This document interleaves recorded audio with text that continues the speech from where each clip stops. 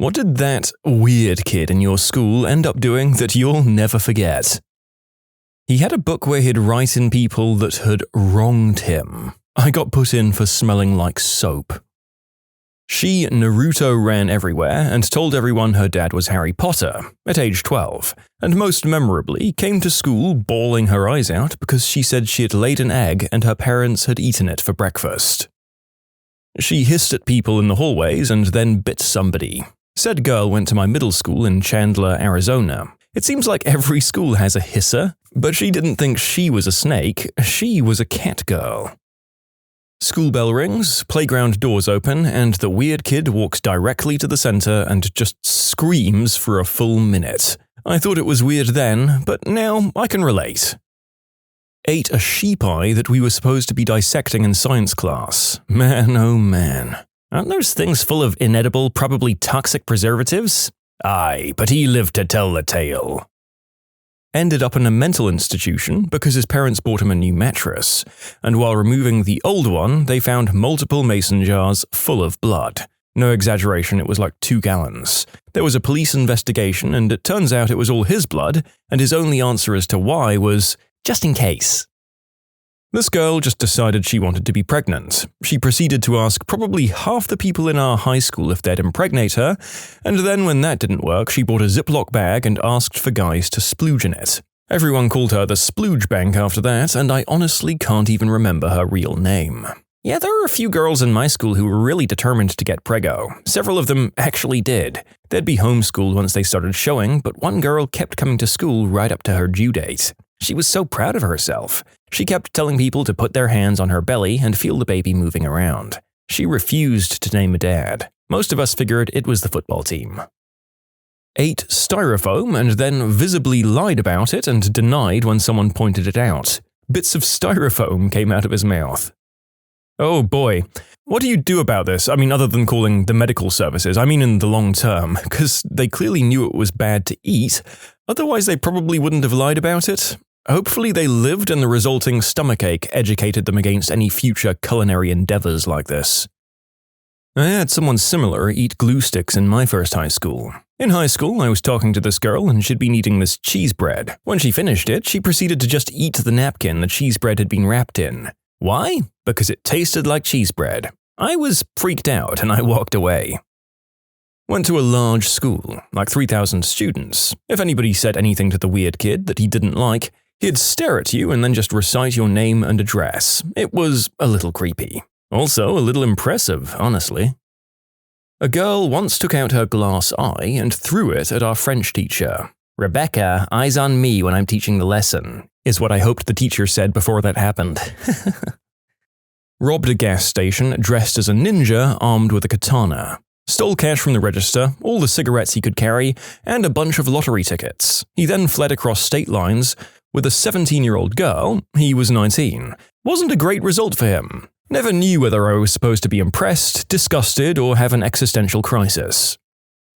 7th grade. The guy didn't have a pen or pencil for the test, and the teacher wouldn't give him one. "You need to be more prepared," etc., etc. So the guy took out a paperclip, straightened it out, shanked himself, and then started doing the test using his blood as ink. He was quickly sent to the nurse's office. It was kind of a sad situation. The teacher shouldn't have done that, and I think the student was picked on a lot and wasn't very stable in the first place.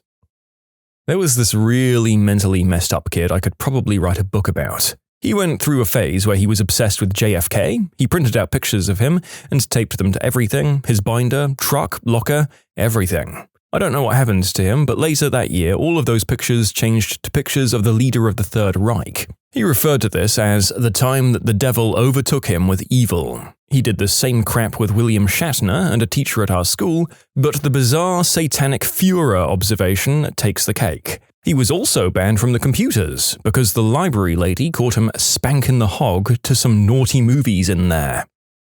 At an all-school assembly during my freshman year, a motivational speaker posed an easy rhetorical question to the crowd, and the weird kid in my grade unnecessarily shouted out the answer to every bored person's sudden delight.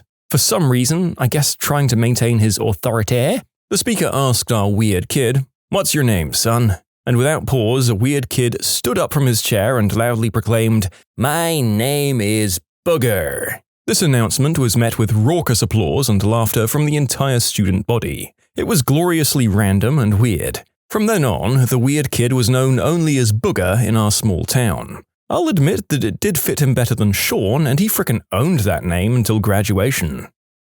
There was this huge guy, we're talking tall and wide, in our classes. To support his impressive body, he ate a lot. He'd bring an entire roll of cookies, we're talking like 20, and stack them on one side of his desk. Then he would take a bite out of cookie number 1 and put it on the other side of his desk. Then he'd take one bite out of the next cookie and place that one on top of cookie number 1. He'd go through the whole stack until all the cookies were partially eaten and in a neat stack on the other side of his desk. Then he'd do it again, take one bite off the top cookie and place that in the original side of the desk, bite the next cookie, etc., etc. After maybe 15 minutes of biting and snacking, the whole stack would be gone. Now, we weren't even supposed to eat in class, but he always got away with it somehow. Our weird kid and his girlfriend made a list of people in the school they wanted to commit a number of heinous crimes against. That got investigated real quick, but I don't know what the actual punishment was that they got. They dressed like the Queen of England, with the hair and shoes and everything, from elementary to middle school. Then they dressed like a doll for a year and tried to hook up with everyone, got kicked off stage at a talent show for doing a burlesque routine, and then would work her bedroom prowess into every oral report she had to do. And her last year she came to school 2 times in just a miniskirt and bra. I didn't know her personally at all, but I've kind of suspected she might have had some really messed up stuff going on at home. So there was this guy at our school when I was a freshman that everybody called Wolfman, who was weird in all the wrong ways. He claimed to have superpowers, teleportation, Dragon Ball Z like energy creation and whatnot. All the girls said he'd just stare at them if they had class with him. He hung around us freshmen and did his best to flirt with the girls. For an example of his flirting, he once told a girl that while astral projecting, he saw her face on Jupiter. Needless to say, the girls stayed away from him. He graduated though, and his brother started at the school. Now, Wolfman wasn't a tall guy by any stretch of the imagination, maybe 5 feet at most, but his brother was a good foot shorter than him. He looked like he belonged in 3rd grade, and he never got any taller. It didn't help that he always wore a child's Goosebumps jacket, and that made people start calling him Goosebumps. He was even more convinced of his powers than his brother, but at least he was less overtly creepy. But that's all he really had going for him. One memorable day, I was in math class and he started shaking violently. People ignored him, so he started flapping his arms around. Wondering if this was an actual seizure, the girl next to him put her hand on him and asked if he was okay, and he growled back, "Oh, take your hand off me. This power is too much to contain." She started yelling at him for faking a seizure, and he went back to his normal death stare while grumbling about his powers. One girl in my grade, at high school, so 4 years from age 12 through 16, filled a vial with her own blood and wore it around her neck. She also wore cat ears and a tail to school and would chase people around meowing and hissing and trying to scratch them. She was frickin' fast too, especially when she'd climb up the stairs on all 4s, seriously frickin' fast. Like, you'd better get your skates on or she's gonna catch you fast. No, she was not hot. In hindsight, maybe some psychological issues at play, but she wasn't ever part of the special needs program, just a regular student like the rest of us, I guess. And yes, I realized she very likely had an issue that was undiagnosed at the time. I hope she got the help she needed. I have no idea what happened to this young lady after high school. Vanished without a trace. Did some Googling and Facebook stalking, but no dice. During my 6th grade graduation, our class sang a song. Weird kid was standing next to me on stage and suddenly just projectile chucks up and some of it landed on my shoes. Impressively, he still kept singing while I stood there wide-mouthed in horror and disbelief. I'll never forget all the gasps from the crowd. Our kid could throw up on demand. Who was demanding this? You know, as gross as it seems to most of us, I know that if you were in any level of school, there would always be at least one kid who requested this trick on occasion. Maybe just because somebody else didn't believe that this was a thing. But yeah, if you could pull this trick in high school, you would for sure have an audience. Don't go getting ideas though, kids, it's the bad sort of attention. Ran around the hallways making pterodactyl noises with his arms raised up behind him like he was a swimming butterfly? I'm so glad other schools had kids making pterodactyl noises. The collective school experience just doesn't disappoint. I'm from a small town. There was this kid who was a year older, but he was so weird that even the younger kids would pick on him. I didn't really know him, but I put him in the weird but harmless category. He graduated and then decided to rob the local taco time with a shotty. Well, it is a small town. The kids working at the taco time all knew him, and pretty much all the customers in the taco time knew him as well. He got 2 years. A few days before a pep assembly, someone anonymously posted signs all over school that said, "The croc is coming." And obviously I've added an R to that word. Teachers and school administrators were obviously concerned, but clueless. Then they smuggled a live rooster into the assembly, and partway through the opening speech at the assembly, he whipped it out over his head and it went bananas. The entire gym full of kids stood up and started chanting, "Croc! Croc! Croc!" He was not seen at school for a few days afterwards. You can submit your own stories to be featured here on the channel. The story submission link is in the description below. And if you want to listen to some vibey music in the background, check out easymode, also linked below, and subscribe.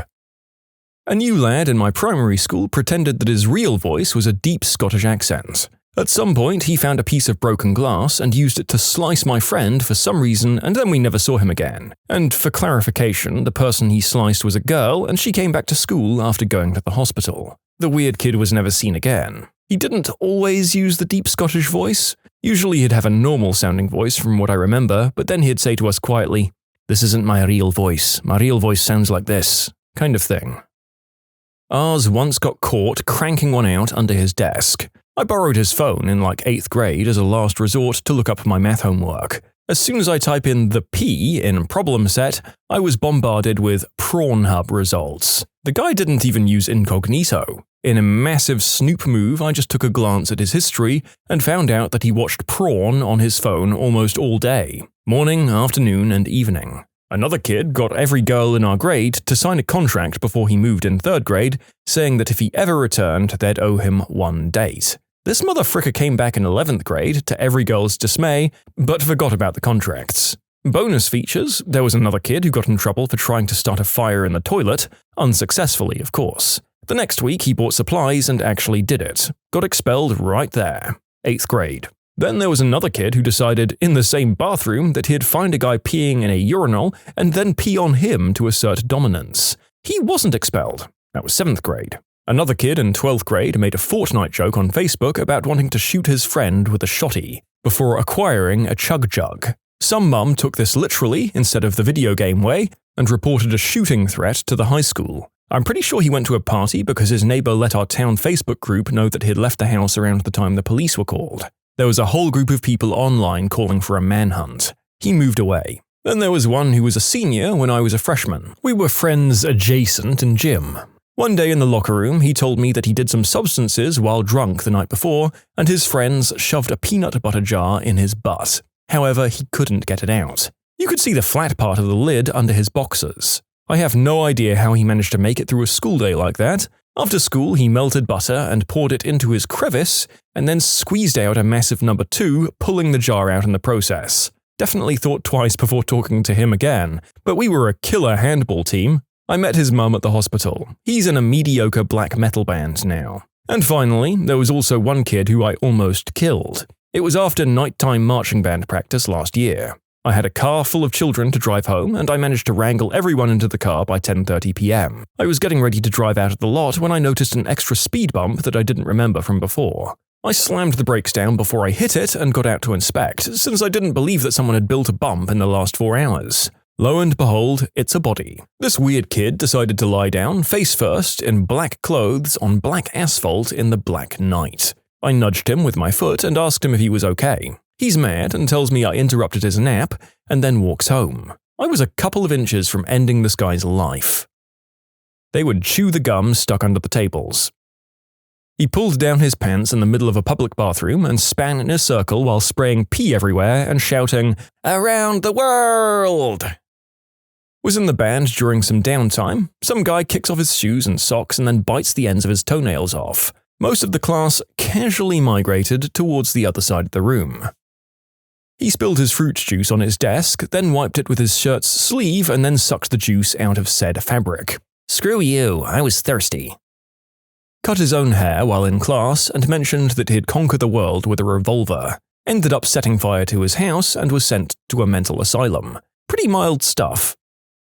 They thrusted against my desk for a solid minute while maintaining eye contact with me, and then said, "Thanks," and just walked away. By the way, I'm a guy. This was 15 years ago on my first day at this new school, and I was just eating lunch at my desk, and this guy just walked up and went to town. No context, no introduction, nothing. Didn't even buy me dinner first, just wham bam, thank you desk.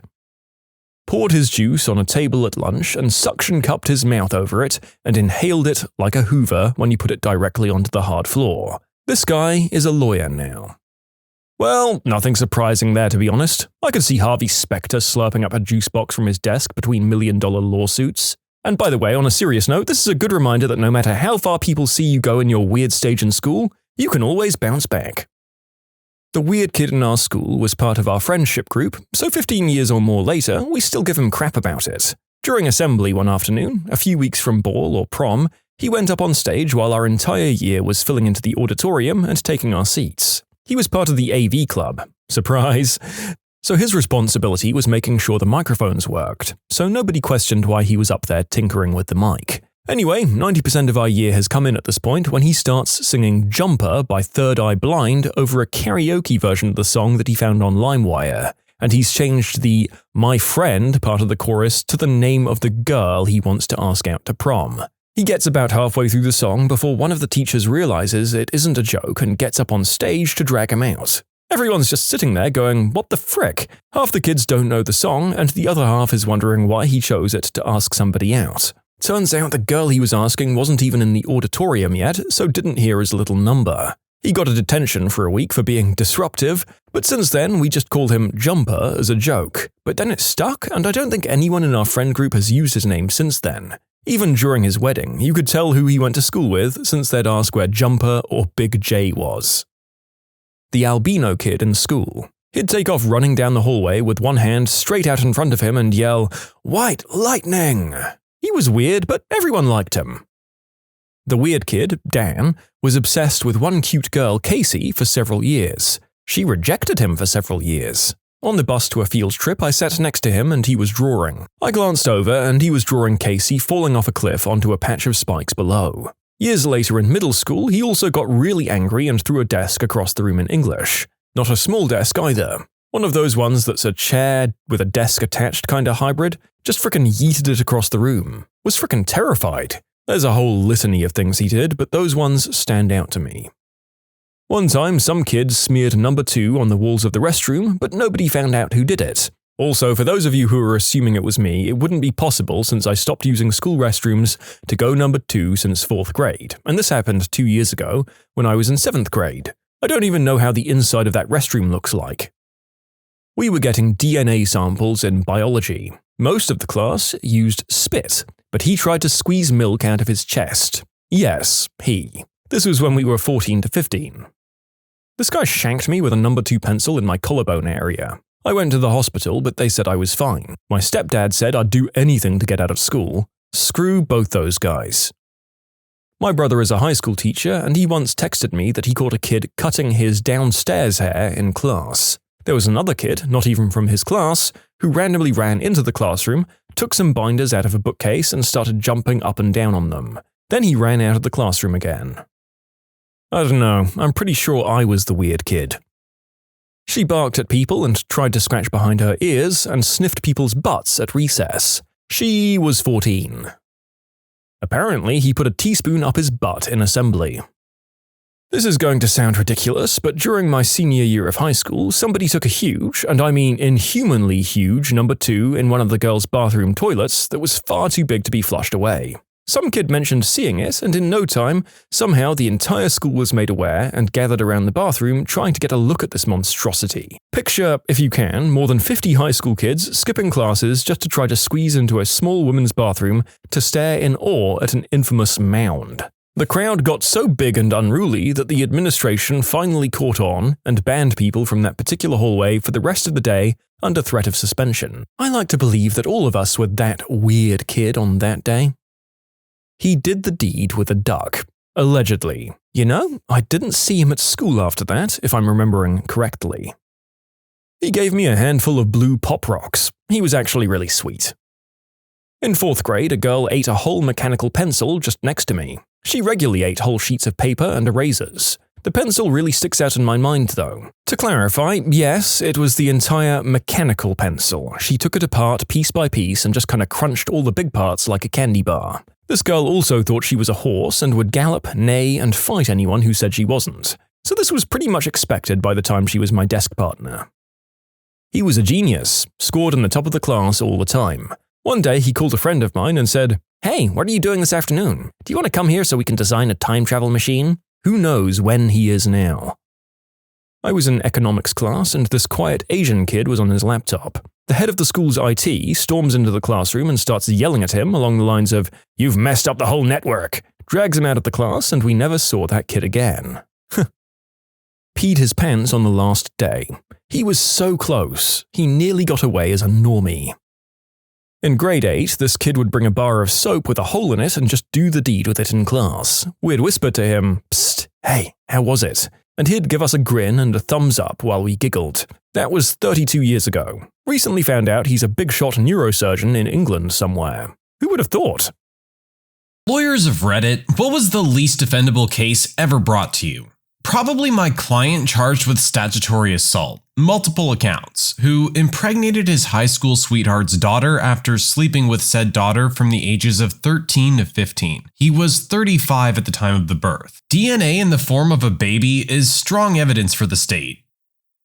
I had a client who won just shy of a 7-figure settlement in a personal injury case. She then dropped into my office to ask me to file a fee dispute against the attorney who represented her in the personal injury action. That attorney took a little over $260,000 on this case. If you're doing the math at home, this guy took a 27% fee on the type of case where 40% fees are common. Did a fantastic job because the woman got nearly $1 million, and then she turned around and tried to sue him to recover any of his fees. I rejected the case out of hand and then got an ethics complaint for discriminating against her.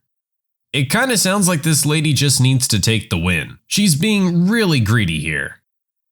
A woman wanted me to sue her previous lawyer for charging her a lot of money but producing almost no work to justify his fees. She gave me what she told me was the lawyer's total work product, a page printed off the internet for which she said she was charged thousands of dollars for legal advice. She had already brought a claim via my jurisdiction's disciplinary body for lawyers. She had lost and wanted to bring an appeal. The judgment kept referring to documents that I hadn't seen. I pushed her to give me everything, and she came in with multiple files full of immaculate legal work that totally justified the fees she was fighting. We told her to get lost, but she wasted a lot of my time before we realized she was full of it.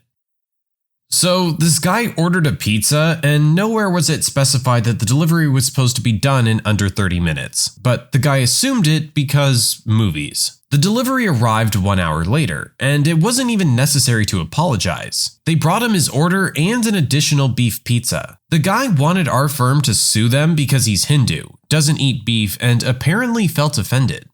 You're really fishing for a lawsuit. Sounds like someone's just looking for some easy money. A friend of mine was in a case where a guy was accused of graffiti vandalism, among other things, and the conversation with the judge went like this. "Sir, did you make this graffiti?" "No, I did not, but it has your signature at the end." "Yeah, an artist has to sign his work." Case closed. Some people really need to learn to just keep their mouths shut. I worked in-house for a famous character company with a large fan base. A few crazies a year would call in. A guy called in claiming that we stole characters that he created and demanded to be compensated. I calmly asked them to provide more details so that I can determine whether this has any merit to it. He states he designed the characters himself and gave it to the well-known actual creator when he was a kid, and the creator pawned them off as his own. I asked him when he was born, and it's a good 20 years after these characters were actually created. I ask him to explain this, and he pivots and says he also created some other well-known famous characters and brands. Characters and brands that are not owned by my company. I kindly ask that if he wants to pursue anything to send us something in writing, and hang up. I figured if he wasn't going to do some really basic research on his own claim, he wasn't going to spend any time to write it up. Never heard from him again. My dad had a client who went on trial for being a felon in possession of firearms, possession of stolen property, burglary, and distribution of narcotics. The guy had multiple pictures of himself on Facebook holding guns, drugs, and cash, and had videos of himself both breaking into someone's house and stealing a gun, as well as selling hard drugs on several occasions. Despite my dad basically telling this genius he was going to prison either way and to plead for a reduced sentence, the dude still pled not guilty. We occasionally joke that the guy clearly wasn't competent to stand trial by virtue of being so dumb.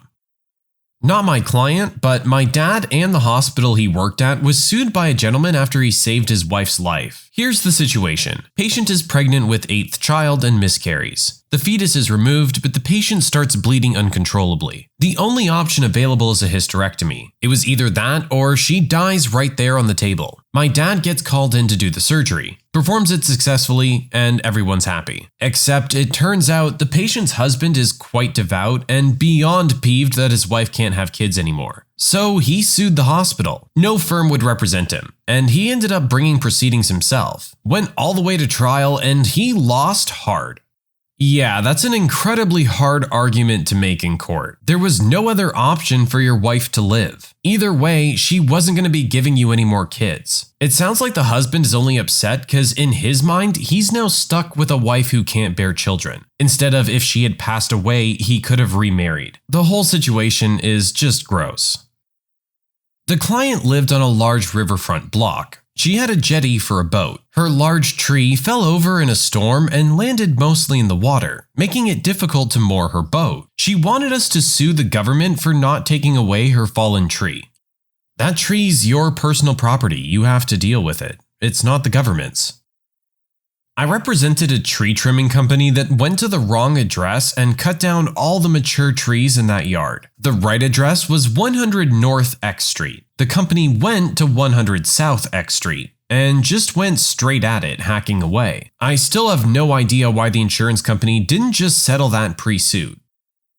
Not a lawyer, but I was a jailer, and I used to pull double duty as a bailiff. A guy stole a pickup truck and was later captured passed out behind the wheel, parked on a sidewalk surrounded by a ludicrous amount of drugs and guns. He had elected to represent himself because he wasn't done being stupid. His legal defense? Double jeopardy. You can't charge me for theft, drugs, and felon in possession of a weapon because I've already been convicted of all those charges before. In short, during his jury trial, he admitted to doing it, but explained with a smug grin that since he had already done time for the same charges from another case before that, he couldn't be prosecuted for them ever again. This is not how double jeopardy works, folks. He's in prison now for 20 years. If he'd taken legal counsel, he easily could have cut a deal for 5. Surely this guy understands the flaws in his own logic, right? Like, come on, you're gonna go to court with that? A dad in his 60s hadn't been paying child support for decades, and he owed more than $60K for 2 kids who were now adults. He was basically living at a farm in the middle of nowhere, so no one could find him. He worked for cash, so the money couldn't be garnished from anywhere. He then came into an inheritance which was deposited into his bank account and promptly confiscated by family maintenance. He wanted it back, apparently. The dude's just upset that he finally had to pay something. A lady was sacked by a large company. They had caught her embezzling money to fund a gambling habit. They had clear evidence the embezzling had occurred, and she didn't deny it. She sued the company for $300,000 for unfair dismissal. My sister's firm represented the company against this woman. The case was so easy, the firm gave it to my sister as her first ever solo attempt. My sister screwed it up, badly. Not only did she lose, the court awarded the woman $500,000 instead of the $300,000 she asked for. In the end, it was a good career move. The partners all knew her name and dropped into her office one by one to offer their sympathy. I would have loved to hear some more details on exactly how this went so bad. Worked in family law in California for like 2 years before deciding I'd hang myself if I didn't change career paths. In California, the obligation to pay spousal support or alimony ends when the recipient begins cohabitation with a new romantic partner. A guy who was positively getting ripped in half in his monthly payments came to my office and said he was aware of the rule about cohabitation and wanted to argue his point in court. You see, his ex was a narcissist. She was in love with and had begun cohabitation with herself. Her presence in her apartment should count the same as if it were a romantic partner there. He was bordering on begging me to take his money. I refused. Buddy, the lawyer's trying to do you a favor and save you some money. Just listen to him.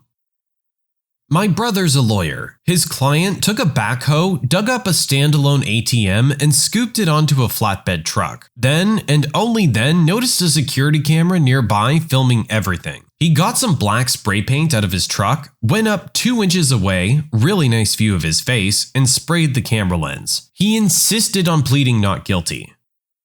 I read a patent and told my bosses it was both invalid and infringed by no one. It had 10 means for elements in each patent claim that no one would practice, or that weren't supported in the written description. The partners, my bosses, new to patent litigation, sued on the patent anyway, using young, inexperienced, unseasoned attorneys in the firm. 3 years later, after billing the client millions of dollars, every defendant won by proving each claim either not infringed or invalid. Then, my employer appealed and billed the client another buttload of money, with a young attorney in charge of the appeal that didn't understand the underlying issues on any level, because he was a former teacher instead of a patent attorney. It was such a bad patent, no one would settle at any point in the case. My bosses were blood-sucking trolls. I quit for these and similar parallel reasons. The firm finally imploded.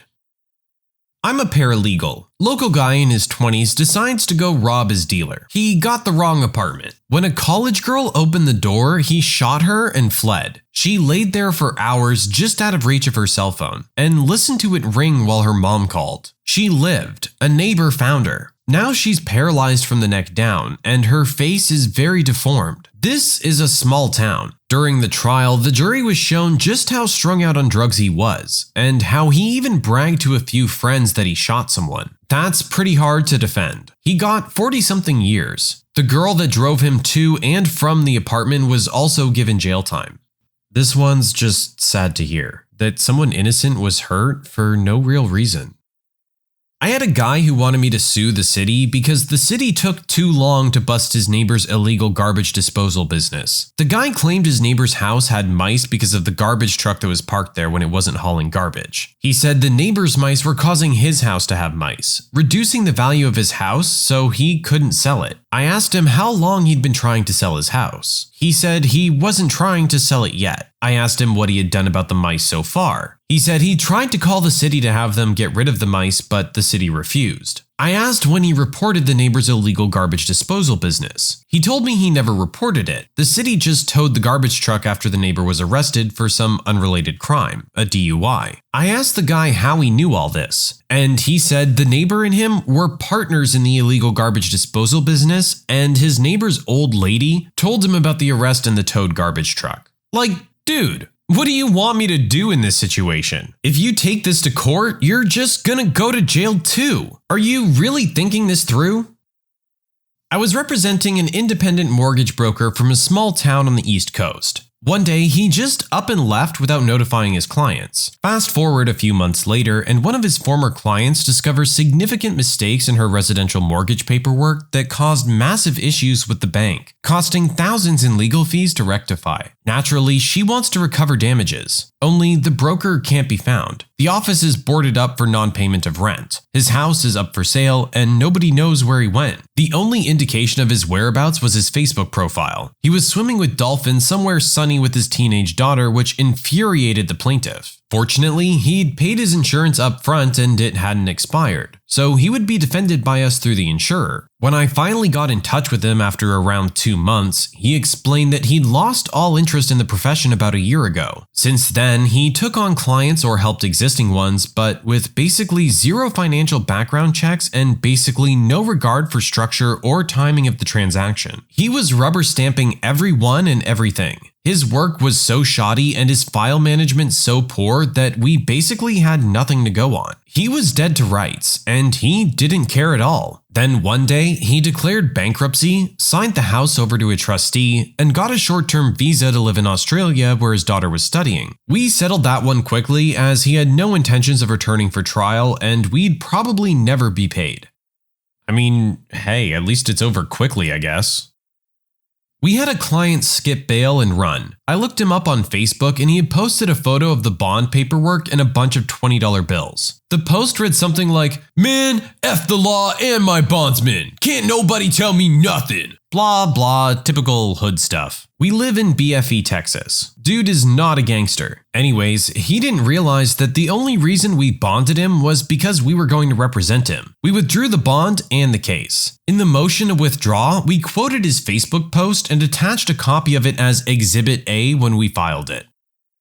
I have a relative who's a lawyer. She worked for a hospital on a wrongful life case that was pretty miserable. The plaintiff had given birth to a baby with very severe congenital deformities. The plaintiff sued every health professional she saw while pregnant, claiming that if they had told her about the deformities, she would have aborted. A quick look at medical records shows that the plaintiff never really pursued prenatal care. She went to a local emergency room very early in her pregnancy to get a pregnancy test, apparently common in impoverished communities. And she later returned to that same ED a month later with abdominal pain. The ED doc did an ultrasound on her belly and determined the fetus was not in distress. But he didn't do a thorough exam because he wanted to figure out where the belly pain was coming from, not do an organ scan like an OB would. But she sued that hospital. Then she was arrested for check fraud and saw a physician in jail. But she didn't tell that doc about her pregnancy, so he didn't do an ultrasound at all. But she sued whoever provides that healthcare. The jail, maybe? It's just a sad case that the hospital won handily. This one's a little more messed up, but it's come up a couple times now. If you haven't done your own due diligence and had the problem try to be taken care of properly through the correct channels, it's really hard to take anything to court. It's hard to place that blame on someone else when you didn't put in any of the work to prevent it in the first place. I represent condo and homeowners associations. One of my condo association clients wanted to evict some tenants because they were fat. I'm not even joking. Now, the law does, in some cases, allow the association to evict non-owner tenants. This is very fact-specific, however. I spent a long time trying to elicit from my client exactly what these tenants were doing that warranted eviction. Well, they're just disgusting people. They're fat. You can't evict someone just because they're fat. We didn't end up filing suit.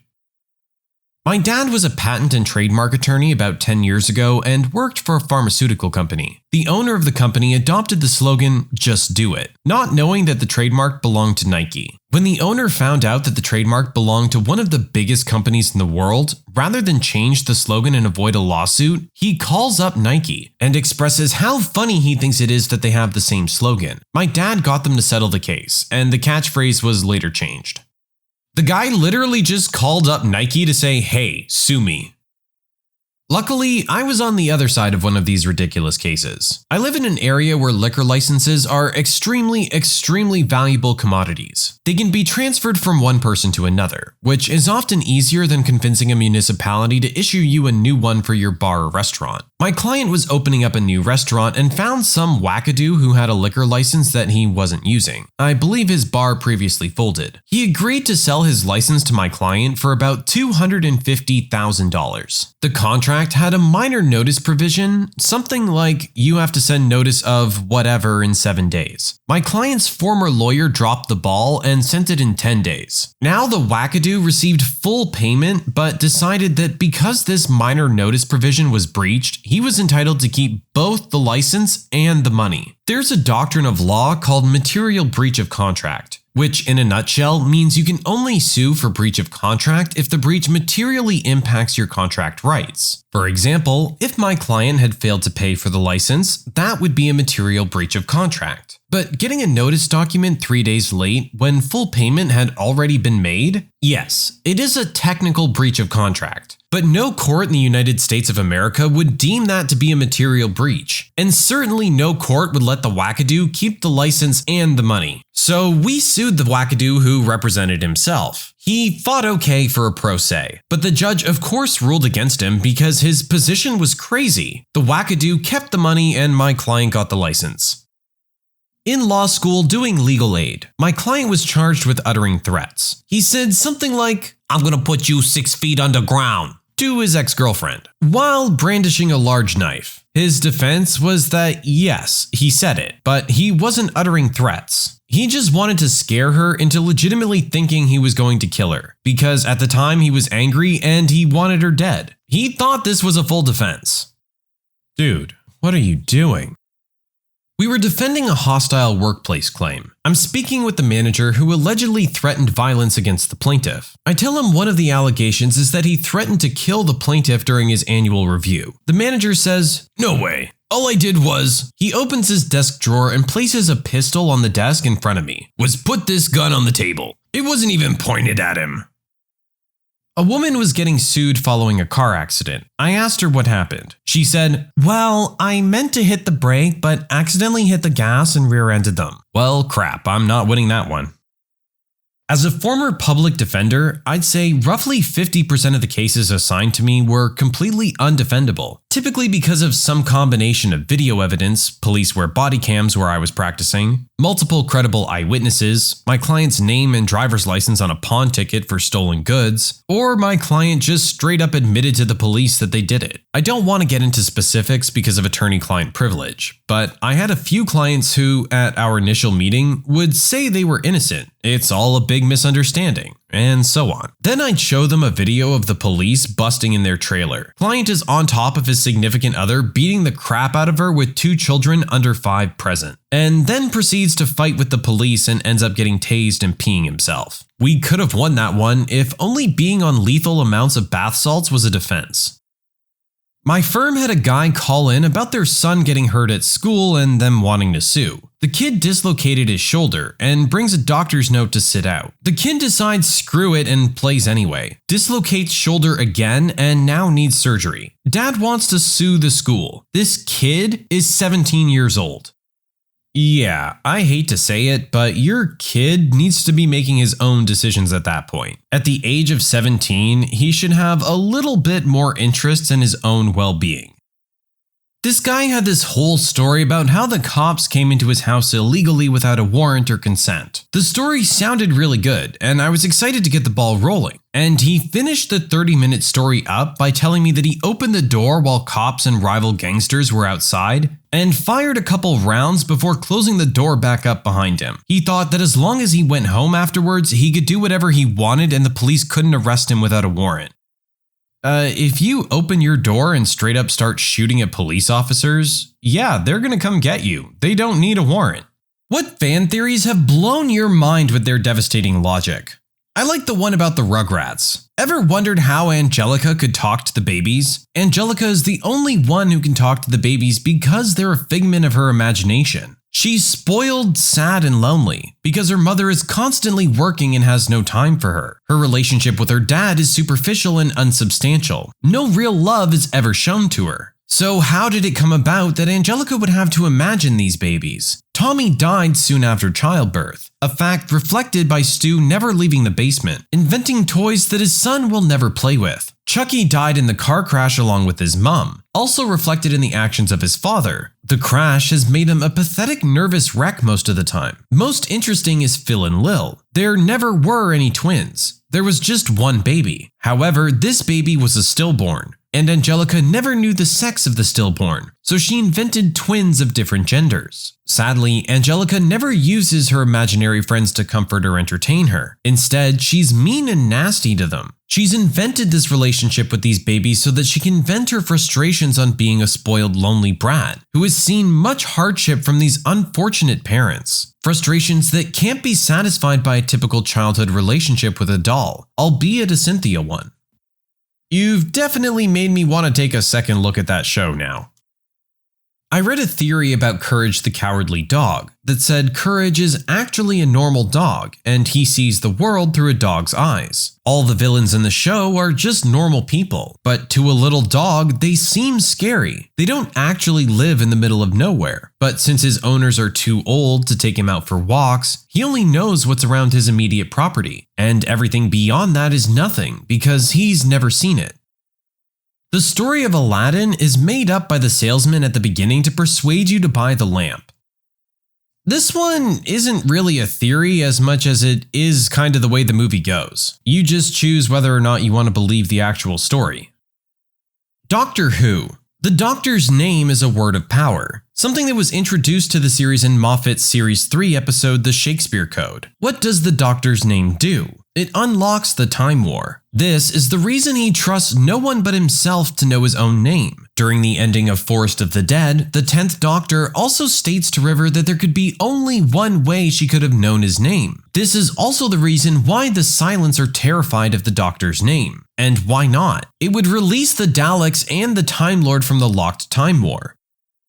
Willy Wonka knew those children would die in his factory. After Augustus gets sucked up the chute, they all hop on board the boat through the Tunnel of Doom. The boat doesn't have 2 extra vacant seats though. It was designed with prior knowledge that they would lose 2 participants before that point. Later, they drive a cream-spewing car with only 4 seats. Did they have another car waiting in the garage in case the others made it? Of course not. Willy Wonka uses children to make candy. You kinda took a dark turn at the end of that one there, but there's a lot of fan theories around this movie, and a lot of them do tend to be dark. I like the idea that at the end of The Thing in 1982, when Kurt Russell offers Keith David the bottle and he drinks out of it, that the bottle is actually filled with gasoline from one of the Molotovs he was throwing earlier. Since the creature wouldn't understand what gasoline tastes like, it wouldn't spit it out. The original Scooby-Doo series is set after a horrible economic depression. Everything is abandoned and falling apart, and all of the villains are people who would normally be really respected. Professors, museum curators, celebrities, who have fallen into hard times just like everyone else. How many times have the gang helped someone not go out of business? This one is my personal theory. That 70s show is a vague sequel to Happy Days. At the end of Happy Days, Richie and Ralph go off to the Korean War, or at least they're training for it. Fonzie stays behind. At this point, you must remember that the Fonz was always the person who kept Richie cool. Flash forward 20 years. Richie, now Red, has become bitter after the war, and without the catalyst that was Arthur Fonzarelli, his friendship with fool neighbor Bob, or Ralph, has fallen apart. Happy Days was made in the 70s and set in the 50s. That 70s show was in the 90s and set in the 70s.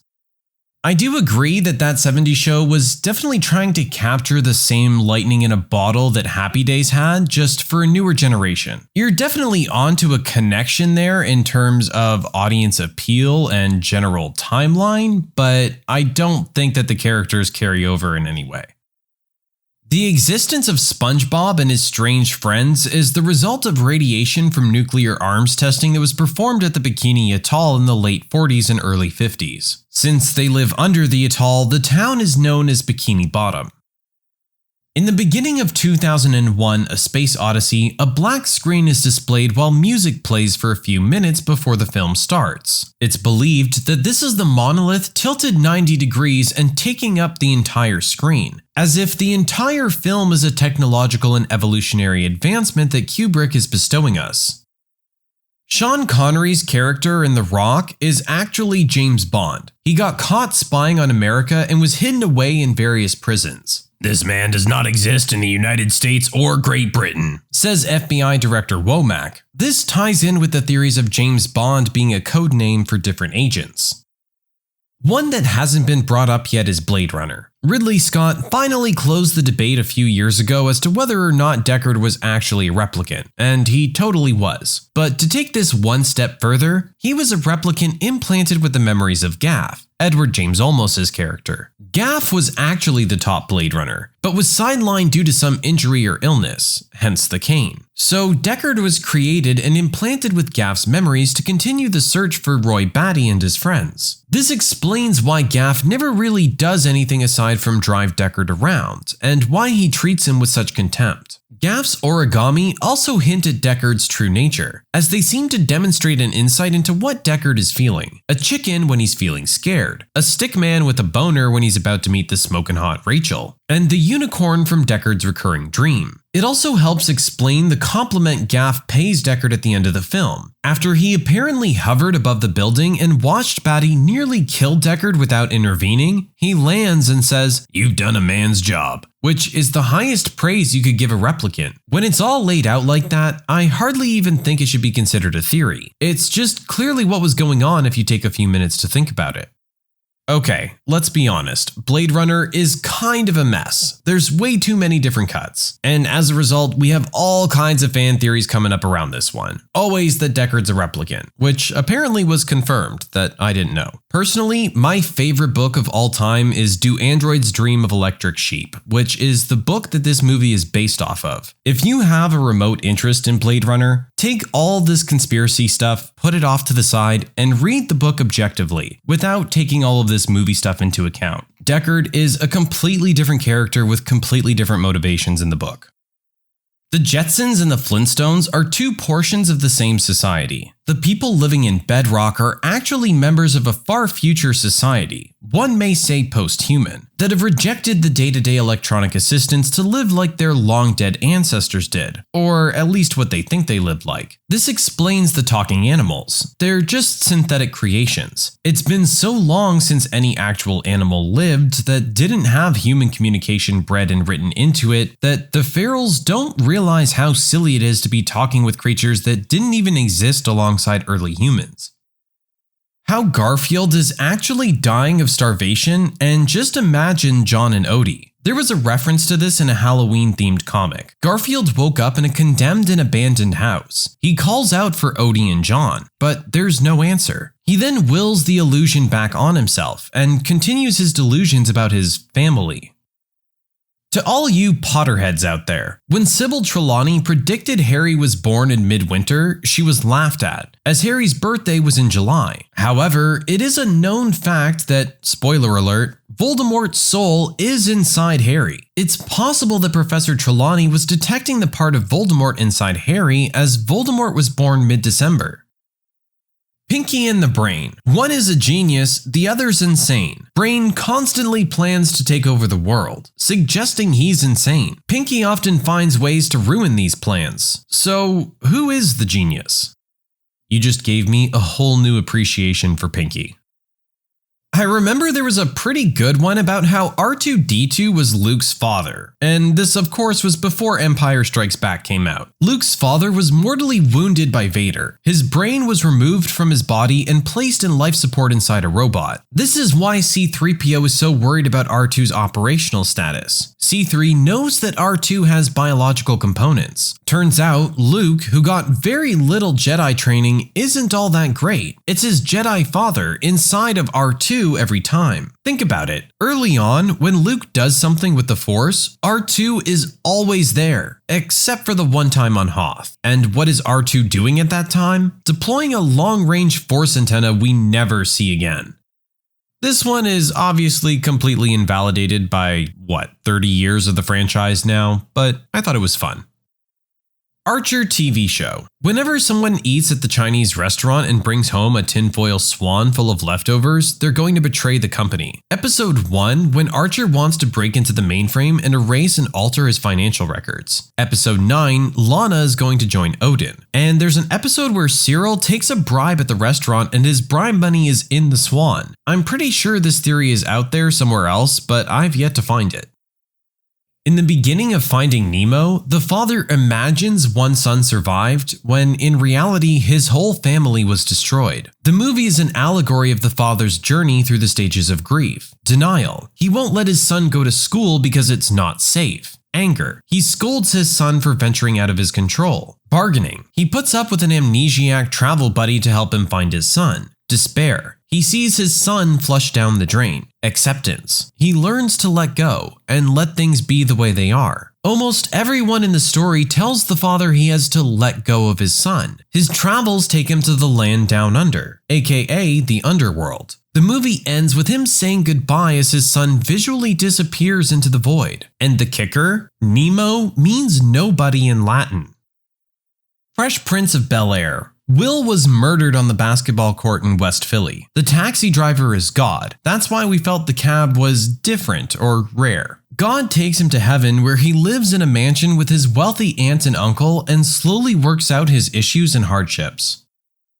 At the end of Kevin Smith's Dogma, Bethany Sloan, the last scion, i.e. God's chosen to continue his good works on earth as a last resort should there need to be one, is saying goodbye to the 13th apostle, a gentleman named Rufus. During this final exchange, before he returns to heaven, Rufus suggests that Bethany name her son after him. She scoffs, but the idea is implanted. Now let's assume that Bethany Sloan, the last scion, names her son, the new last scion in the bloodline, Rufus, after taking his suggestion to heart. Does anyone know anyone from the future that is charged with saving humanity as we know it that is named Rufus? How about Rufus from Bill and Ted's Excellent Adventure? That's right, Rufus from Bill and Ted's Excellent Adventure is the last scion, sent back in time by God to save Earth by teaming up with an unlikely band of teenage heroes and historical figures. This is why I consider Bill and Ted's Excellent Adventure a part of the View Askew universe. George Carlin also happens to be in both movies, but I'm not sure if I can come up with a link between those two. And in case someone mentions that Rufus was sent back in time from the year 26XX or something, keep in mind it could still be him. Time travel, you know? Or he could just be a part of Rufus as the last scion bloodline that goes all the way into the extreme future.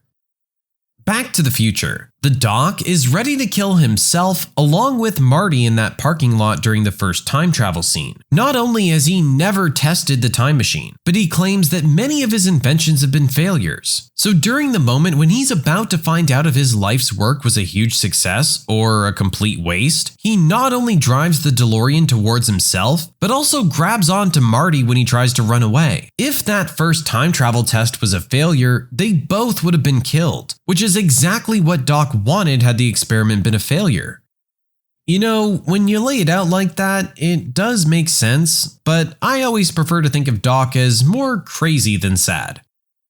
In My Neighbor Totoro, Totoro is the god of death. Here are my points. 1. It's saying that Totoro is in fact a messenger of death, and whoever sees him will soon die. The hospital that the sister's mother was in was based on a real hospital for terminally ill patients. Number 2, later in the story, the villagers find a slipper in a pond, which is in fact May's. At this point, she's already drowned in the pond. Satsuki lied that the slipper wasn't May's out of denial. From this scene forward, the sisters appear to have no shadow. Number 3, Satsuki pleaded to Totoro and the cat bus to take her to where May is. While on the cat bus, she says, "Nobody can see us." This scene is Satsuki leading herself to the land of the dead by taking the cat bus. Number 4, at the hospital, the mother says, "I think I feel May and Satsuki smiling there in that tree." Why don't the sisters go and see their mom if they're already there? Why do they just leave the corn there instead? It's said that the sisters were dead at that point, and the Japanese pronunciation of corn is similar to kill child. Number 5, the final scenes seem to be a happy epilogue, but they in fact happened before the major events of the movie. And finally, the movie was set in a place in Japan where there was a case of a murdering of 2 sisters which happened in the 1960s. This event took place on May 1st, while the sisters' names are Satsuki, May in Japanese, and May in English. In the real-life case, the younger sister was missing first, and the older sister was seen to be looking for her frantically. The next day, the younger sister's body was found in the forest. The older sister was in such a state of shock and kept rambling ambiguous words about seeing a cat monster or a great big raccoon monster to the police. The sisters were in fact from a single-parent family as well. The mother died of illness.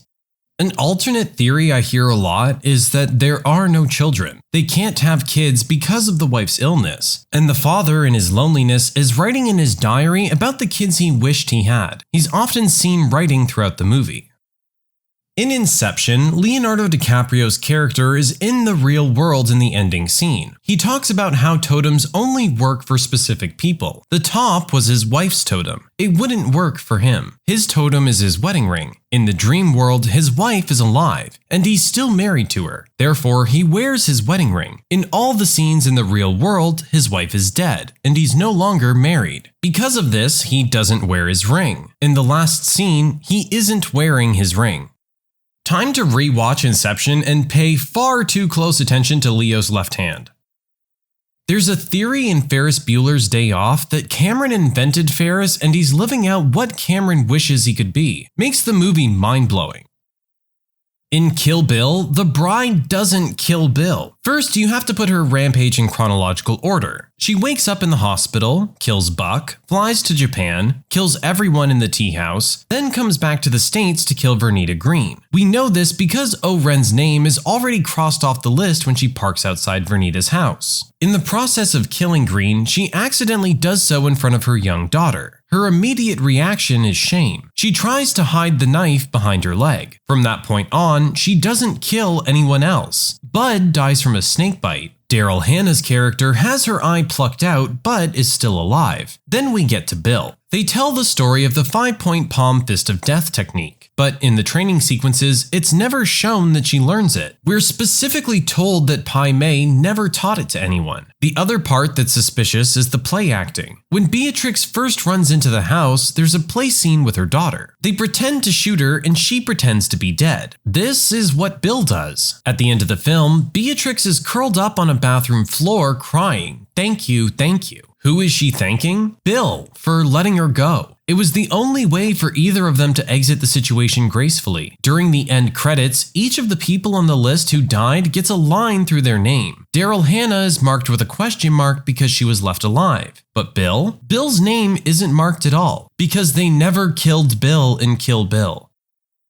In The Matrix, people aren't used as an energy source. That's physically impossible, as it would take more energy to keep people alive than you'd get out of them. It's just the misinformation humans have. The machines were built to care for humans, and they're still going about that task. The machines think they're giving humans a better and more peaceful life. When people escape and try to free themselves, they're actually being let into another level of the Matrix. The machines realize some people need to strive and think that they're important, so they construct a false reality in which they can do so. The Sopranos. The guy in the members-only jacket walked out of the bathroom and killed Tony in front of Carmela and Anthony. It's the reason why the screen cuts to black. In a previous episode, Bobby asks him what he thinks death is like, and Tony says, "I bet it just cuts to black." The symbolism was pretty much hitting you over the head. How the family was posed like the Last Supper, how Tony was eating an orange earlier, how the episode where Tony was shot earlier was titled Members Only, how we kept hearing bells all through the episode. He definitely got whacked, and like he said, he never heard it coming. In the first Alien film, I always thought that the Weyland-Yutani Corporation already knew about the aliens and were looking for them. Not really so much mind-blowing, but I think it makes the film more sinister and creepy.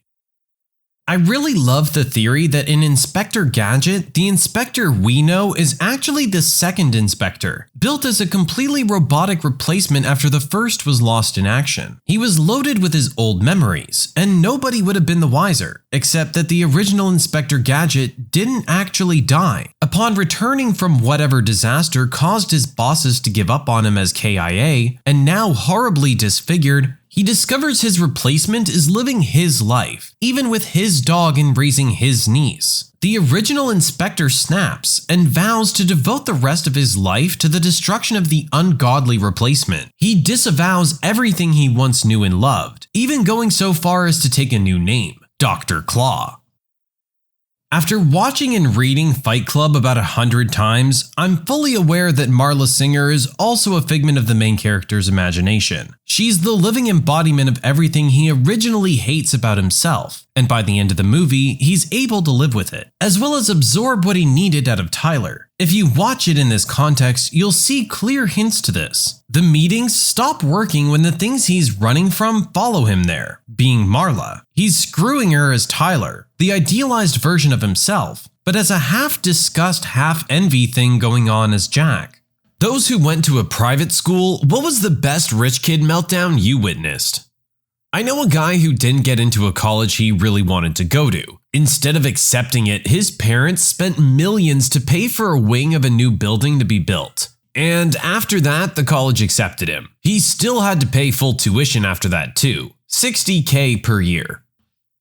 My mom works at a prep school that I went to. Important to this story is the snowstorm that had been forecasted all week. As I'm putting together my bag of ski stuff in her office, her richest student showed up at the door. This kid is a billionaire, with a B, also sobbing his eyes out, like my leg is broken or my dog had just died crying. The problem was his dad's helicopter was grounded in New York City and not allowed to make the flight to their private jet in Teterboro, New Jersey. Instead, his dad would have to rent a limo to take him to a hotel in the area. This was delaying his trip to Belize or Cancun and meant that he wouldn't get to start getting wasted for another 3 hours or so. And he was just so stressed.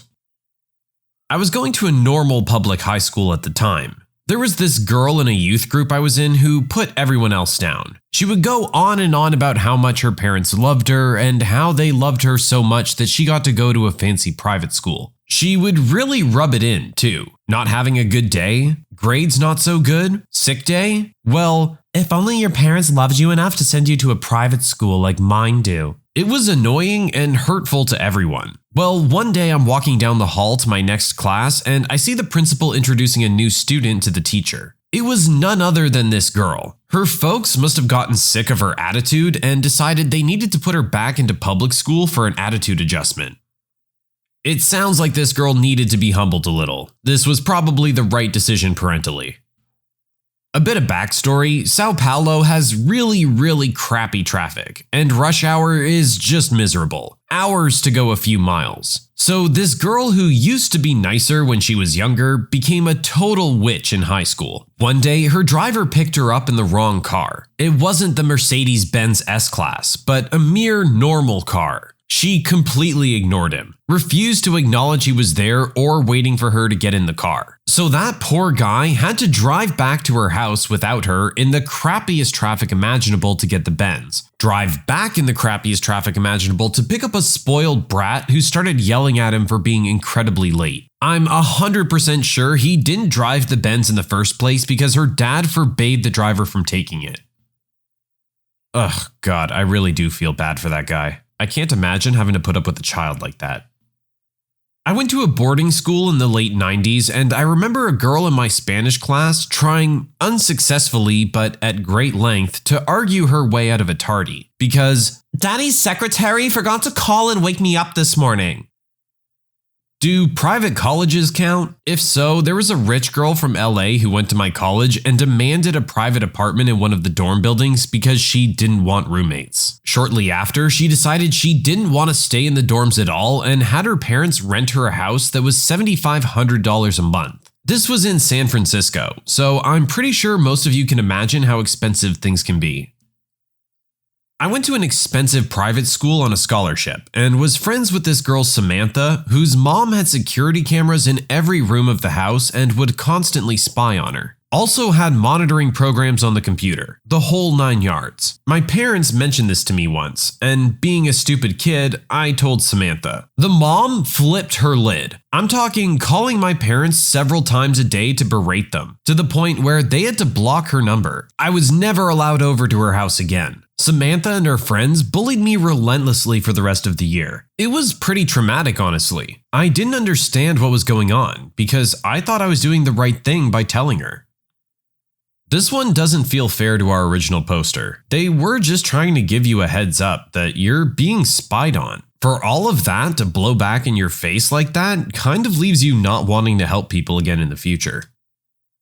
I went to boarding school for 2 years. I was on a scholarship and most of the other girls were trust fund babies. They'd go skiing in Europe. Every week, they'd go on shopping sprees at the mall and make room in their closets by throwing out brand new, still with tags outfits. I didn't have money to go shopping, but I loved those days because I could pick through the new clothes in the trash cans and find beautiful things for me and my sister. One day, one of the snottier rich girls found me looking through the garbage and said some horrible things about how I was a trash picker, poor, and other stuff I've blocked out. I hid from class for 2 days because I was so embarrassed. A few months later, I was in the study hall late at night. Going back through the hallways to my room, I heard her sobbing in the hall. I almost walked right by, but I felt really bad for her. I stopped to ask her what was wrong, and she blurted out that her parents were divorcing. Then she realized who I was and started getting all rude. I gave her some Kleenex from my bag and told her I was sorry that was happening to her. Then I walked away. She wasn't super nice to me ever, but I think she got a little bit nicer after that,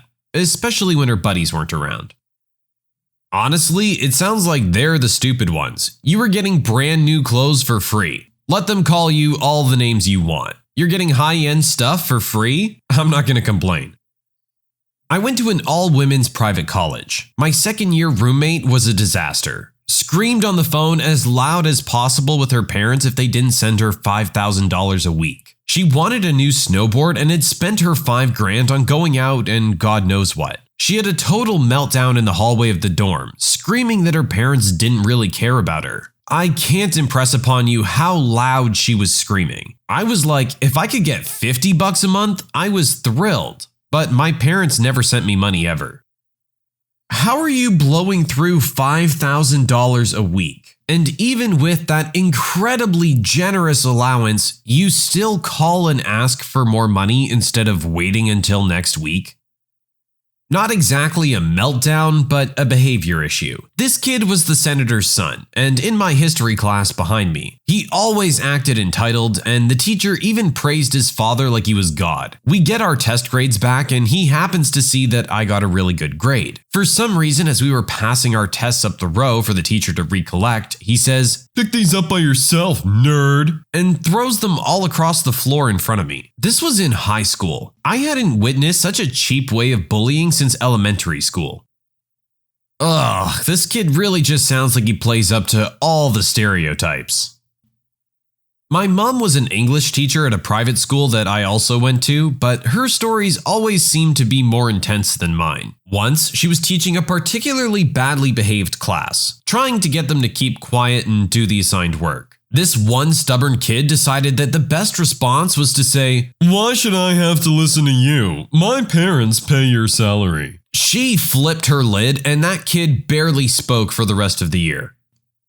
This isn't from me, but my mom, who was a teacher at a private school. Just prepare yourself. So for this kid's 18th birthday, he gets this sweet red Porsche, which he drives to school. He doesn't need it to drive to school because he lives literally a 30-second walk away on the estate where the houses start at about £3 million each. But he does it anyway because he's a tool. Because this beautiful car must not be forced to mingle with the commoner cars of the other 6th form students, he's given permission to park it in the staff car park, which is still commoner cars but on a secured lot. Around a week later, he's showing off to his friends by fooling around in his car in the staff car park, and slams the passenger side of his car into the back of a staff car. The staff car is an old Jeep from the 90s, so it's not the least bit disturbed or dented from having a sports car wrapped around it. No one was in the passenger side, and the driver was fine, but the car itself looked like a really expensive boomerang. Of course, the kid starts screaming and crying and complaining, threatening all sorts of legal action. My mom was his head of year at the time, so he comes running to her demanding something be done. But she does everything but outright laugh in his face and tells him he's on his own. The next day, my mom comes into work and some very irate and powerful parents are waiting in her office, demanding to know why the school wasn't doing anything about the fact a staff member had crashed into their son's car, and threatening to press criminal charges if the school didn't pay up. The kid's there with a massive grin on his face, but this isn't my mother's first rodeo. Oh no, she's prepared. Oh? Well, that's not what the staff member said happened. Let's review the CCTV, shall we? Obviously, the kid is now bricking it, and the parents agree to watch, knowing they'll be vindicated. Of course, it shows the kid donutting around in his car before smashing into the Jeep. The parents slowly turn to the kid. The kid starts ranting and raving. Honest to God, full breakdown. My mom was worried an ambulance would have to be called to commit this child. Eventually, the parents agreed to pay for any damages to the staff's car. The kid got a new car, but it was something like a third-hand Ford Ka, and he wasn't allowed to drive it to school anymore. It got even better when the next year, his brother came into the 6th form and got a sweet ride, and told my mom that that original jerk had been banned from driving it,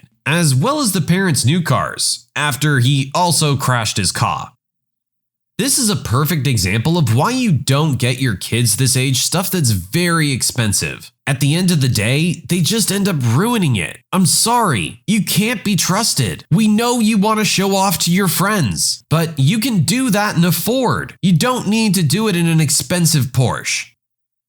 I briefly attended a private school for about 3 years. A girl that had been going there since kindergarten received a low grade on a Spanish test and went off on the teacher about it. She got her parents involved in everything and ended up transferring schools because the teacher wouldn't adjust her grade. Is that really worth all the trouble involved? Like, spend an extra night studying Spanish. You'll be fine.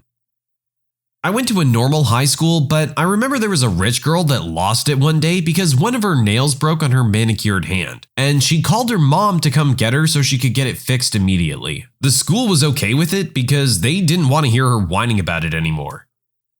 It wasn't a private school, rather a public school in a very wealthy town. We really did have the best of everything at my school. My family's fairly wealthy. Some of the kids I grew up with, though, were heirs to vast fortunes. Insurance, DuPont, sports empires, etc. I was sitting in the lobby at my high school. This girl had just gotten the ultra-exclusive Dolce & Gabbana Motorola Razr. She was going on and on about how exclusive it was. This other girl rounds the corner and was like, "Oh my god, I just got the same phone." The first girl looked like she was gonna choke her out. She got the girl to hand her her phone and said, "Poor girls like you don't deserve fashion accessories like this," and snapped her phone in half. The other girl took it unbelievably well. I actually became friends with her after that. Turns out that she was not poor at all. Her mother was one of the heirs to the Sears fortune, and her father was a bigwig at Motorola. The best part is that she got her father to give her 50 of these stupid gold Dolce & Gabbana phones, and handed them out a few days later to a bunch of kids at school. I still have mine somewhere in the box. I appreciated the gift, but never used it. Shout out to the girl who single-handedly ripped the exclusivity of this phone out of this school. My sister cried as she got a laptop for Christmas. For the previous year, she wanted a laptop, but for this, she only wanted clothes. It was made better when my mom opened a "I love my rotten, ungrateful children" fridge magnet after my sister went upstairs. Currently in a very wealthy private school in Manhattan. Many are wealthy, and many aren't who are on financial aid, but culture in the school is to be pretty humble about wealth. A girl that actually just moved here was telling me about her $50 million trust fund and her daddy's private plane. She picks up her phone and I see a text from her mom. I look over and see what appears to be a long apology from her mom about something. I ask her what she's apologizing for. The girl explains that she went ape on her parents the night earlier for making her fly first-class commercial, but she was the one receiving the apology. I don't think I managed to stifle my laughing. Honestly, this is not funny. This girl's gonna grow up to be a horrible person. I used to work at a private alternative school for at-risk youth in the Northeast. Parents sent their kids there from all over the world and paid about $80K a year for their entitled kids to go there. Biggest meltdown I ever saw was from a kid who lived in my dorm. We had a status system so those on the lowest status couldn't have their personal electronics from the time they turned them in the previous night until about 6 p.m. the next day. This kid notoriously skipped class to play WoW all day long and simply refused to turn his electronics into me. His advisor finally convinced him that turning in his electronics was a better idea than not doing it, so he turned them into me. The kid came to me asking for his electronics a few hours too early, and I said no. Since this kid was 18, he threatened to drop out and literally walk home. This was in the middle of nowhere, and this kid lived about an hour or two away. I stood my ground and still said no, so he ran downstairs to his room to pack his things. I called the admin on duty, and he came and determined it was a situation for the headmaster to get involved. He also came, and the kid threw enough of a hissy fit that they both came to me asking for the electronics. I handed them over, and the kid calmed down, but it didn't end there. He decided he needed revenge. So one night, he and another student decided that they would spray my car with a fire extinguisher. The only reason I know it was him was because my advisee managed to get a video of it. The guy who was the head of the dorm next to mine was a volunteer firefighter, so he said to me the next morning, "Hey man, looks like your car got sprayed with a fire extinguisher." I didn't think anything of it, but he continued with, "That stuff will melt the paint off your car and etch your windows. You need to go wash it now." So I booked it to the nearest car wash and spent about $100 to save my paint. Luckily, the school reimbursed me and charged the family of the two kids for the cost of the wash.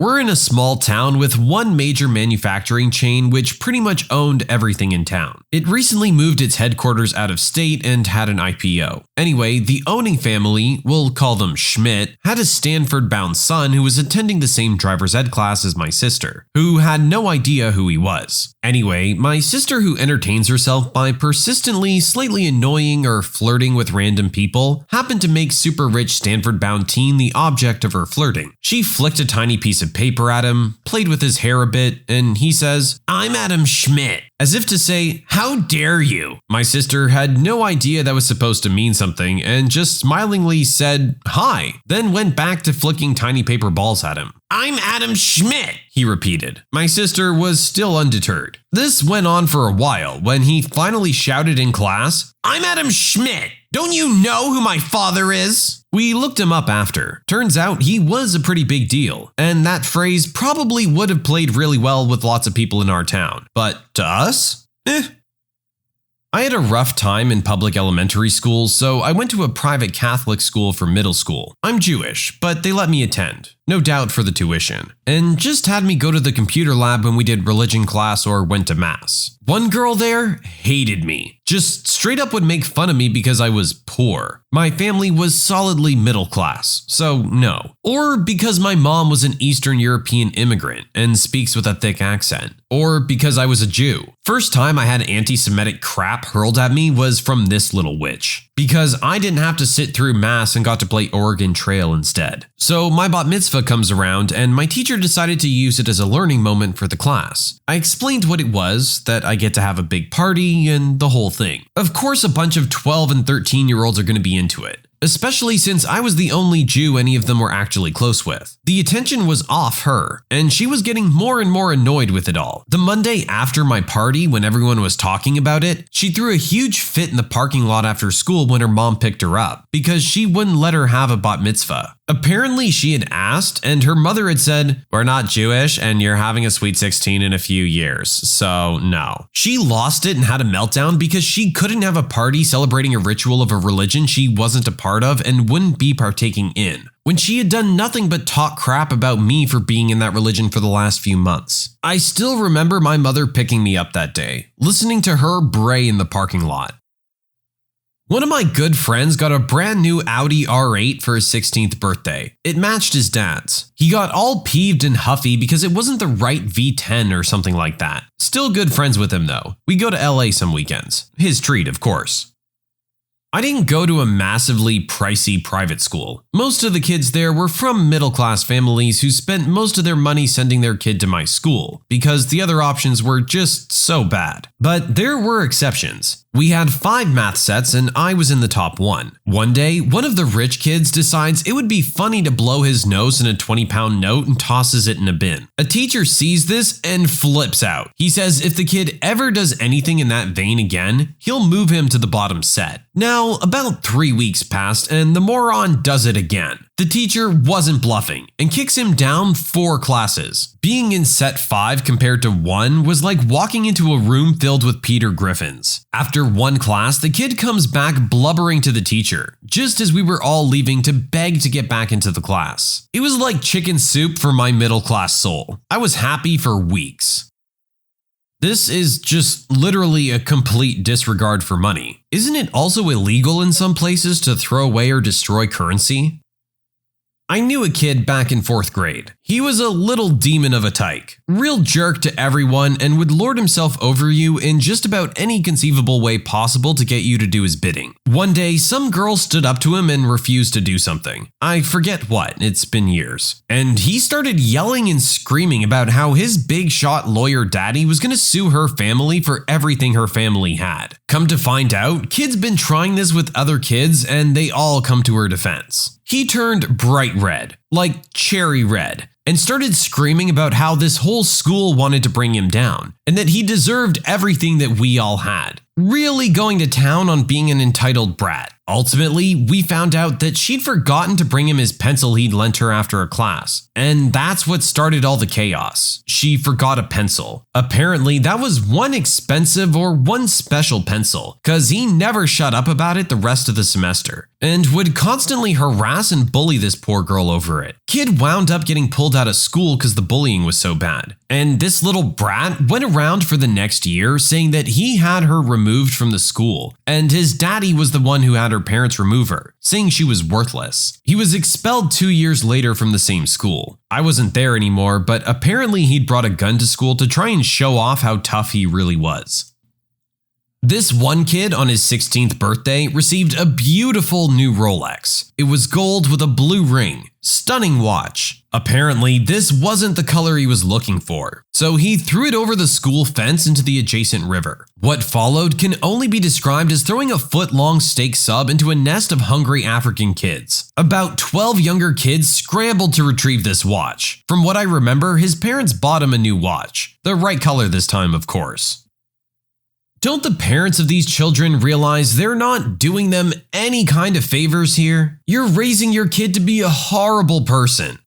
Redditors who rage quit a job without thinking, what was the last straw? I worked as a painter for a franchisee of a student painting company, and he kept telling me that he would pay me next week. This went on for about 6 weeks, and the final straw was when I had finished several large projects that would give him ample money to pay me, but he decided to hire on another person instead of paying me for all the work I had already done, like $1,300 worth of work. Then he tried negotiating down what he thought he should be paying me, despite already agreeing in writing what I would be getting paid right from the get-go. I was so mad that I didn't give him notice or even show up for the next day of work, because I had bills to pay and needed to make as much money as possible during the summer. I wrote him off as a lost cause and took him to small claims court for what he owed me, and eventually got my money through the court. It was still a real pain though, and as far as I know, he's still working there full time. How's your boss going to try and negotiate your pay after there's already been a signed contract? I've never heard of that before. After working 37 years, I requested a leave from work to care for my partner who was dying of cancer. I had 8 weeks of paid time off and was denied the request, so I quit to care for him in his last month of life. That's just heartless. How are you not going to give someone that time off? If ever there was a reason to give them time off, that is the time. And after 37 years of working there too. It's just insulting. I was working at a call center. My shift started at 10, and I badged into the building at about 9:55 and logged on. But the decrepit PC I was using took so long to boot up that when I finally logged in, I was 15 seconds late. I told my supervisor, and he said that there's nothing he can do. And since I was late, I was put on probation and wouldn't be eligible for a raise for another month, and that I should arrive 15 minutes early so that situation won't happen again. I handed him my headset, walked out, and have never worked in a call center since. I needed a summer job while I was in high school, so I applied at a local grocery store to bag, stock, and clean. My first day there was some sort of confusion as to what I was supposed to do, or to whom I was to report. I was sent to the front counter, where the customer service manager gave me a till and told me to open a register. Mind you, I'd had zero training on a register. I didn't even know how to put the till in. I told the lady this and was told to go do my job. Within about 2 minutes at the register, there was a line several deep, and I'm just standing there with the till in my hands. The customer service lady comes storming over asking why I had such a line, and I tried again to explain to her that I was supposed to be the stocker or whatever, and that I knew nothing about operating a register. She called me stupid in front of the customers, so I handed her the till and told her to screw off. I walked down the street in my uniform and got a job at another grocery store.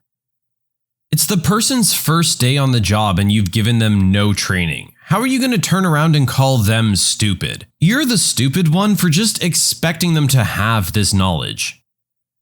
I rage quit, or more like quietly abandoned a job in high school at a big warehouse clothing shop because I was hired to work stock items and the manager decided to put me behind the register and otherwise on the floor. I stocked items for about a month before this suddenly happened. What used to be unpacking boxes and putting stuff on shelves became walking around, constantly picking up clothes from the floor, and one day the register. It was a busy day and our recently hired employees were like 14. So they weren't legally able to operate the register, so the manager decided to put me on. I was 16. I was shown how to do a basic transaction exactly one time, and then left with a long line of customers. I did not know what I was doing, and did maybe 20 transactions on people's credit cards that I'm sure were wrong. When lunch break came, I went to see a buddy that worked in a Blockbuster in the same mall. I had decided to never come back, but then I realized I left my jacket in the break room. I had to come back after a 3-hour lunch and pretend that I just lost track of time in order to get access to the break room. Then I quietly snuck out again.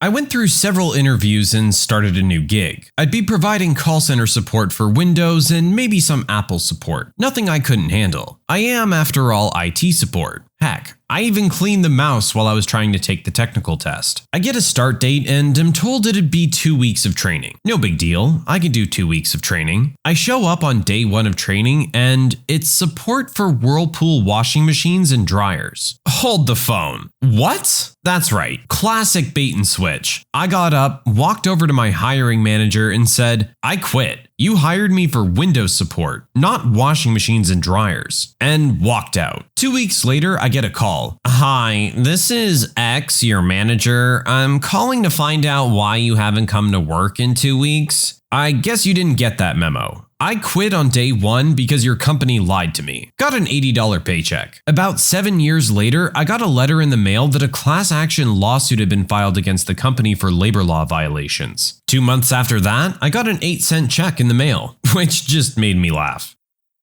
I'm surprised that you even got a paycheck.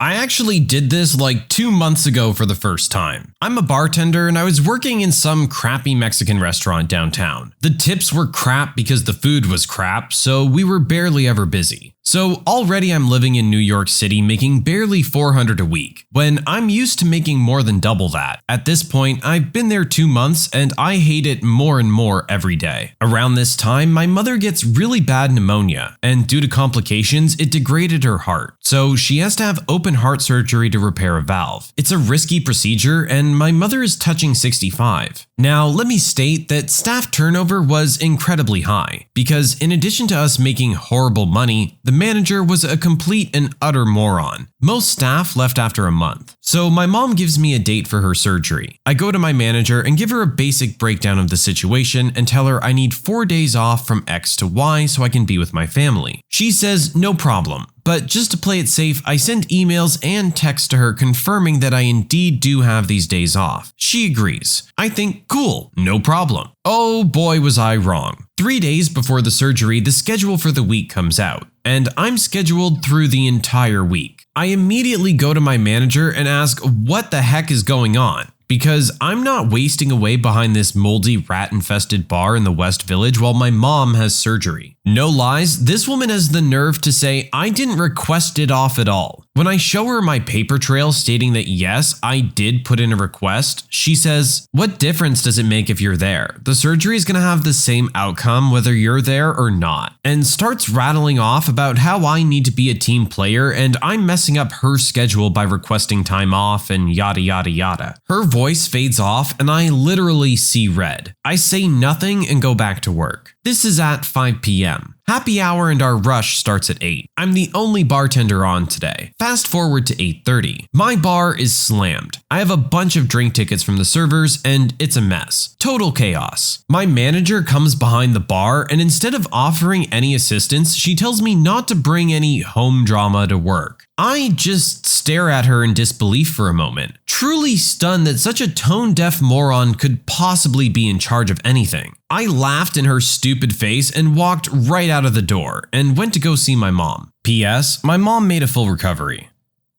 I was 21 working at UPS, was a truck loader the first year, became the fastest worker in the warehouse just because I like working quickly. Only wanted to become a supervisor because my manager was really easy to work with and always wanted to help with solutions to problems. Once they promoted me to supervisor, they transferred my manager to a different warehouse and didn't say why. Worked as a supervisor for a year, and once peak season arrived, mid-November, early January, things were getting crazy, and my manager was just a yes man to his boss. Never helped solve issues, just said figure it out or get it done. Well, in November, my best friend and I had won a World Series of Beer Pong satellite tourney to get a free entry and stay at the Flamingo in Vegas for the tournament worth $600. The tournament was from January 1st to 5th. Well, peak season is nearly impossible to get time off, and I looked at this tournament as a once-in-a-lifetime opportunity with my best friend. Things were just getting so crazy, and they weren't approving any vacation requests. I wasn't getting assistance from my boss with the workload, so I just said, screw it, I'm out. Come to find out, my manager, his boss, and 4 other managers got fired for changing time cards to make their production numbers look better. Which I found out is why they shipped my cool manager away, because he wouldn't participate in the dirty deeds. My best friend and I placed 46th out of 500 teams. It's one of the best memories I have to this day.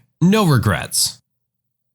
I used to work as a housekeeper at a really shady hotel. Wasn't the best job in the world, but the pay actually wasn't that bad. The owner and his wife were horrible to everyone, especially the housekeepers. I eventually worked my way to being the head housekeeper, but they kept referring to me as a maid. I don't know why that bothered me so much, but it did. Anyway, the rodeo was in town and we were really busy. I had every single room to clean, and none of my other housekeepers were showing up for work. So I asked my boss where they were, and he said he gave them the day off. They're young and have stuff to do. They were all high schoolers and I was 19 at the time. It was summer, so he decided he wanted them to go out and have fun and leave the 65 rooms to me. I was already mad at that, but then it got worse. I get to about my 15th room and I'm already exhausted. I just want to get one more done so I can take a break. I knock on the door and there's no answer. So I let myself in to see a man standing naked in the doorway. I apologize and try to leave when he calls me back. He said he wanted me to clean the room. I told him I couldn't while he was still there, and certainly not while he was naked. He said I had to do it. He was a guest. I go to my boss and explain why I wasn't cleaning that room. He told me I had to do what the customer said. If he wanted to be naked and in the room while I cleaned, then that's what had to happen. I threw my cleaning rag at him, told him to screw off, and left the rest of the rooms to him.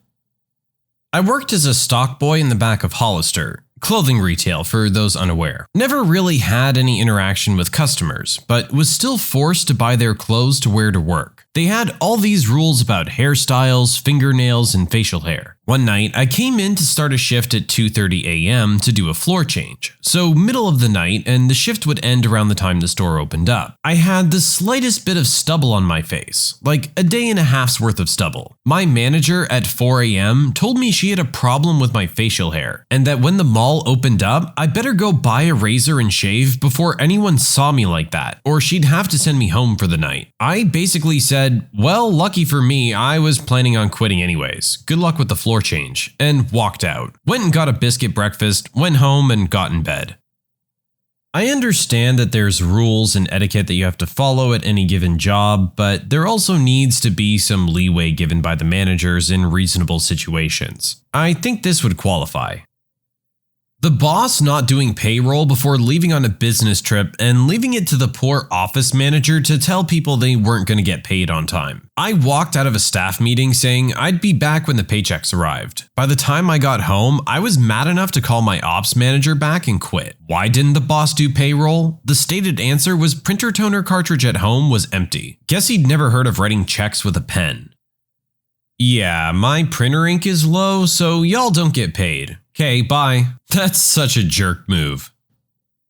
Earlier in my career in residential HVAC, I thought it'd be a good idea to branch out a little, to add some tools to my tool bag, so to speak. So I took a position as a lead installer at a smaller company. It wasn't particularly bad, it just wasn't in my wheelhouse, and I grew to dislike installing and tried to shift back over to the service department. My manager knew I wanted to transfer, but wouldn't let me despite my prior experience, and instead hired another tech. Now, part of the reason I didn't want to do install anymore was because of the salesmen. They were idiots. The concept of a tape measure was completely lost on them, and there were times they'd overpromise at the expense of me and my assistant. One day in particular, the residential salesman had us install the wrong type of evaporator coil, that's the thing that makes cold happen, in an attic without taking any proper measurements beforehand. It didn't fit between the joists, and when I asked for someone to come help, I was told to use your imagination. We managed to get it done, sort of, but at 5:30 it literally fell apart. I was apologetic, called the salesman, and unloaded on him. We hacked it together just enough and we left. The next day at the shop, the salesman tried talking to me and I quit on the spot. He said that we had a meeting with a Lennox rep and to reconsider and please just think about it. He must have thought I'd agreed because when I went to turn in my timesheet in the meeting room, he began to introduce me as the lead installer and service tech when it's slow. So I look at him and reply, "Psh, I was," and walked out.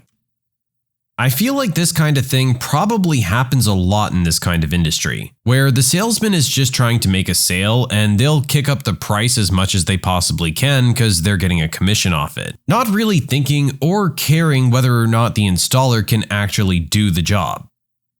My first job at aircraft maintenance was for a grumpy old dirtbag. I was a completely green apprentice fresh out of school, and the old guy had no understanding of what his obligations were when taking on an apprentice, and expected me to just know everything already. He'd send me to do jobs unsupervised, wouldn't provide any instruction or guidance, then get upset if I messed something up. He chewed me out for taking too long to do stuff. He'd occasionally call me into his office and quiz me on random crap, then belittle me for not having all the answers, telling me he was going to phone up his buddies at the college and tell them how disappointed he was with the quality of their graduates. The guy was a total hypocrite too. He didn't have current manuals for any of the aircraft, didn't properly track parts and hardware, he literally had a room full of spare parts with no history, and took all kinds of shortcuts. One time during a windscreen replacement, rather than measuring out the hardener for a sealant, he eyeballed it. It was supposed to set up in a couple hours, but it hadn't hardened after 3 days, so he made me paint over it. We were supposed to cut open and inspect every oil filter we replaced, looking for metal that would indicate a failing engine. He'd store all the old oil filters on a giant workbench without labeling them, and after a year or two, go inspect them all at once. If any had metal, there was no way of knowing which aircraft it came from. He got away with being bad at his job because the Transport Canada inspector responsible for audits in that area was a friend of his. And he'd boast about how audits consisted of them talking over donuts in the break room for 3 days. Anyway, it was the last day of my probation and he called me into his office to tell me he had a very difficult decision about whether to keep me on. I told him I'd make it easy for him and quit on the spot.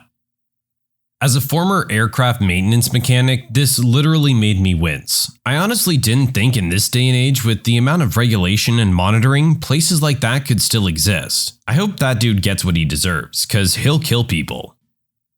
I worked on a farm throughout high school for a very wealthy couple. The husband was a successful commercial real estate agent and the wife trained dogs to do hunt and field tests. I primarily worked for the wife assisting in training the dogs, but as it was a farm, I did various things for the husband as well. The husband was a raging alcoholic who would get angry if you didn't share a drink with him when offered. When his wife was out of town participating in competitions with the dogs, I would have to drive over to the farm multiple times a day to feed the horses, clean out their stalls, etc. And I would often run into him, but I tried to avoid it when possible because he made me uncomfortable. Anyway, I was like 17 and it was summer, so I accidentally slept through my 6 a.m. alarms one morning, and I didn't get to the farm until around 8 to feed the horses and clean out their stalls. Not like it mattered, the horses can't tell time. The husband was there and had already been drinking, as I could smell it on him. And he started laying into me about being so late. He told me I was a poor white trash piece of garbage, and if my parents let me oversleep for my job, then they're even worse white trash pieces of garbage, and I won't ever amount to anything just like them, yada yada yada. I told him he could rake up the horse poop himself, and that I quit. And as I was leaving, he was yelling at the top of his lungs that he would find me and kill me. I never went back.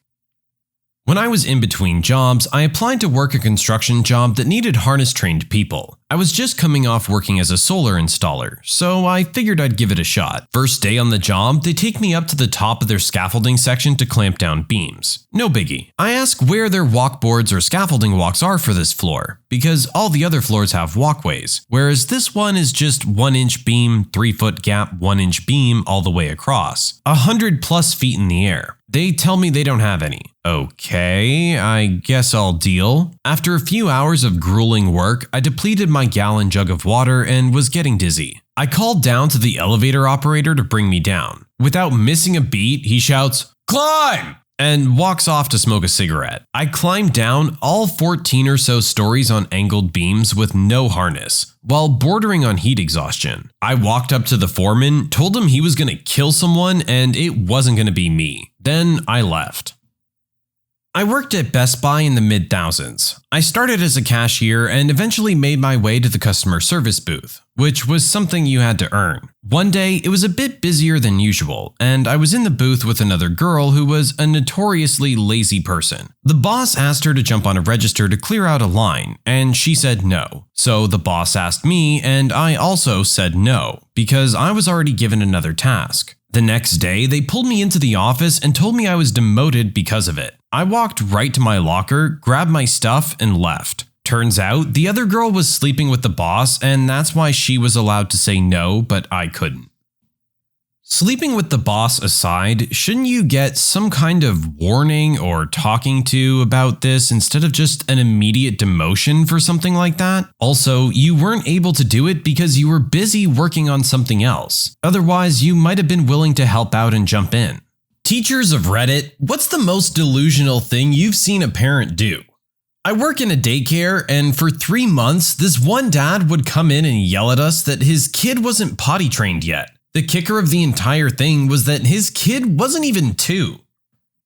I used to teach children's art classes. One girl turned up and shyly said hi to me. Her mom got cross with her and sternly made her go back outside so that she could re-enter the room and make an impression. The girl came back and gave me a nice big fake smile and wave and loudly said hello. The mother also spent way too much time making sure I realized that they lived in a very rich suburb and went to a very elite private school. I just feel bad for the kid having to deal with a mom like that. I'm not a teacher, but I'm sure if the teacher in question was a Redditor, my story would be here. My primary school taught Chinese. My mom has very strong opinions towards Asians, so much so that she refused to let me participate in these lessons. The school said they weren't going to employ someone to sit in a classroom and supervise me while all the other students had the Chinese lesson. So my mom did it. Once a week throughout grades 1 to 7, all my classmates would go to another classroom for their lesson, while I would stay in my classroom with no one but my mom. Did she really not have anything better to do?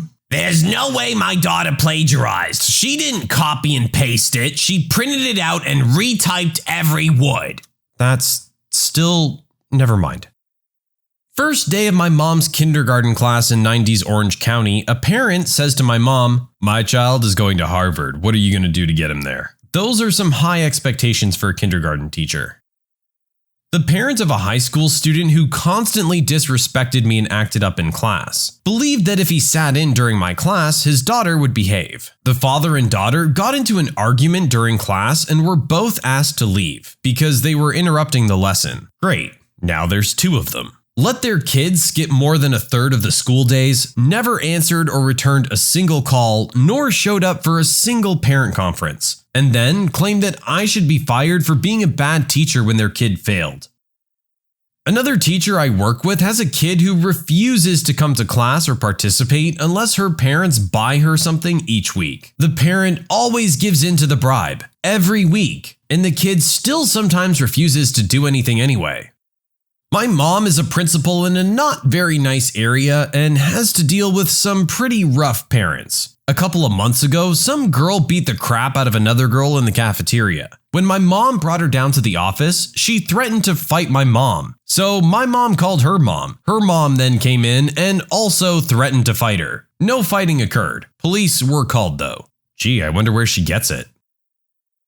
I was a para in a special ed classroom. We had one boy with autism who was 9 years old. His mom told me one day that it hurts him to poop in the toilet. She would let him poop in his pants. Then she would put the poop in the toilet and his underwear in a bucket of bleach water. He used the bathroom by himself no problem all the time at school. He was clearly not in pain pooping on the toilet. What? Why is this mom being so extra? I worked for a socialization program for children with special needs. I had a mother of a fantastic young boy with severe autism and no verbal skills full out argue publicly with my boss that he needed to be moved to a class with the highest functioning kids. She told us her baby had nothing wrong with him. He's a wonderful kid, but he couldn't handle that much stimuli. He clearly struggled to be able to communicate. I think a fair amount of parents whose children have special needs are really in denial and to the detriment of their children's development. We all get blamed for the student's bad grades. Kid had 30 missing assignments. Of course, it's the teacher's fault he's failing the class. Very annoying. Yeah, that's gotta be like the default, right? I'm sure you guys get that all the time. I used to be a high school teacher's assistant during the summer. These summer classes were usually taken by students who failed them the first time around. One mother comes up to me at the end of the semester demanding to know how her daughter had failed math a second time. I told her it was because she spent so much of her time socializing and texting on her phone during class, at which point the mom exploded saying that I was lying because her daughter didn't even have a phone, and that I was grading unfairly and that her daughter shouldn't be having such a hard time with math. Turns out the daughter had bought a cell phone off a friend and got a pay-as-you-go contract behind her mother's back after she got her phone taken away the first time she failed math. At a statewide convention for middle schoolers that included a talent show, basically a bunch of middle school kids from mostly rural areas doing magic tricks, singing, playing an instrument, signing a song in sign language, and stuff like that. The mother tells her daughter that there might be talent scouts there. The daughter freaks out and bombs her talent. Seriously? What talent scout hits up middle school talent shows? I feel like this would be like a mom from Toddlers and Tiaras or something. A boy took a picture of a special needs girl's butt because her jeans rode down a bit. He passed the picture around the school, which resulted in lots of bullying directed toward the girl. When the boy was suspended, his father appealed the suspension, blamed the school for targeting his child, and threatened to sue. This resulted in the best line I've ever heard from a school principal. "Fine. The moment I hear from your lawyer is the moment you'll be reading the charges I'll be filing on your son." Yeah, Dad, don't push it. Your son's getting off pretty light here considering. My mom is a special education teacher. She's seen numerous parents try to force their kids into special education classes just because they wanted the disability check that comes with it. It's absolutely disgusting. I was working with a class of gifted high school students taking a summer course. During a field trip, one of my students needed to go to a doctor's appointment and would be picked up early by her parents. The only way to contact the group on the field trip was my cell phone, so the parents got my personal number. In the week left in the summer course, I received 23 text messages and 15 calls asking why their 10th grade daughter had not called them back. What? Why do you have anything to do with that? Principal here had a kid who was gifted and who almost died at birth. Mom felt super guilty, and as a result, she wouldn't dare do or say anything to upset him. So the kid ran the show. The kid got other kids and teachers in trouble by lying, then would tell his mom some story and she would come sailing in to his defense. Even said things like her son would never lie. Anyway, the year in my school was a gong show. After that year, the kid convinced his mother that the whole school was full of bullies, mean teachers, and an incompetent principal. They withdrew him and put him in a private school. Good move. I caught a girl cheating by writing formulas on her hand. She told the dean and her mother that that was how she studied, and she'd forgotten to wash it off. Mom believed her and set up a conference with me to explain. The dean did not, and she got a Saturday school. Think Breakfast Club. Dance teacher here. I had a parent pull her 3-year-old daughter out of a dancing concert, which she had paid roughly $300 in performing costs and $250 in tuition, all because her child's class were cast as the mice from Cinderella and not as the mermaids from The Little Mermaid. The mouse costumes were beautiful pink and gray glitter tutus and were classed as the cutest performance of the night. After she heard the reviews, she tried to get us to stage the concert again so her daughter could perform. Talk about a world revolves around me concept. My mother was a lunch lady when I was in kindergarten, and there was a girl who was morbidly obese in my class. She couldn't walk from the classroom to the lunchroom without getting sick from the physical activity. My mom and some of the other lunch ladies started tweaking the menu when she got in line to have the healthier options out for her to eat. Her mother caught wind of this and started packing her lunch, always with cookies and Twinkies and soda. I don't know how as a parent you can allow your child to live like that, to encourage it. I'm not saying don't give your kids treats, but how do you let it get to that point? If it's kindergarten and this is already an issue, then yeah, there's a problem that you need to address. Mom, you're not helping anything. You're actively making the process worse and getting in the way of those who are trying to help and care about your child's health. I was a student, but dealt with a crazy parent. Mom of a classmate complained that I missed over 50% of the class and received an A, but their kid who only missed one day failed. She tried to get me suspended when she saw that her son wasn't going to be passed. I had to go to a parent-teacher conference consisting of my classmate, his mom, me, and the admins for 2 whole weeks during lunches to try and explain to this lady that I wasn't going to be failed. I teach elementary French, and as a treat at the end of the month, the kids get to watch a little bit of a movie in French. So I sent home a notice to parents to let them know this was the plan, and give them an idea of some of the shows I was thinking about. One of them was Beauty and the Beast. Shortly after I sent this notice home, one of the parents emailed me to tell me why they were fine with most of the choices, but didn't want their daughter watching Beauty and the Beast. There was no explanation for why. I've been told by the other teachers that this girl's parents are kind of bizarre, and have heard a couple of stories in the few months I've been there. They're a highly religious family, and don't want their children exposed to anything they deem inappropriate. What's inappropriate about Beauty and the Beast? Are you going to turn around and say that all the furniture moving around and having life is ungodlike or something? I don't understand your argument here.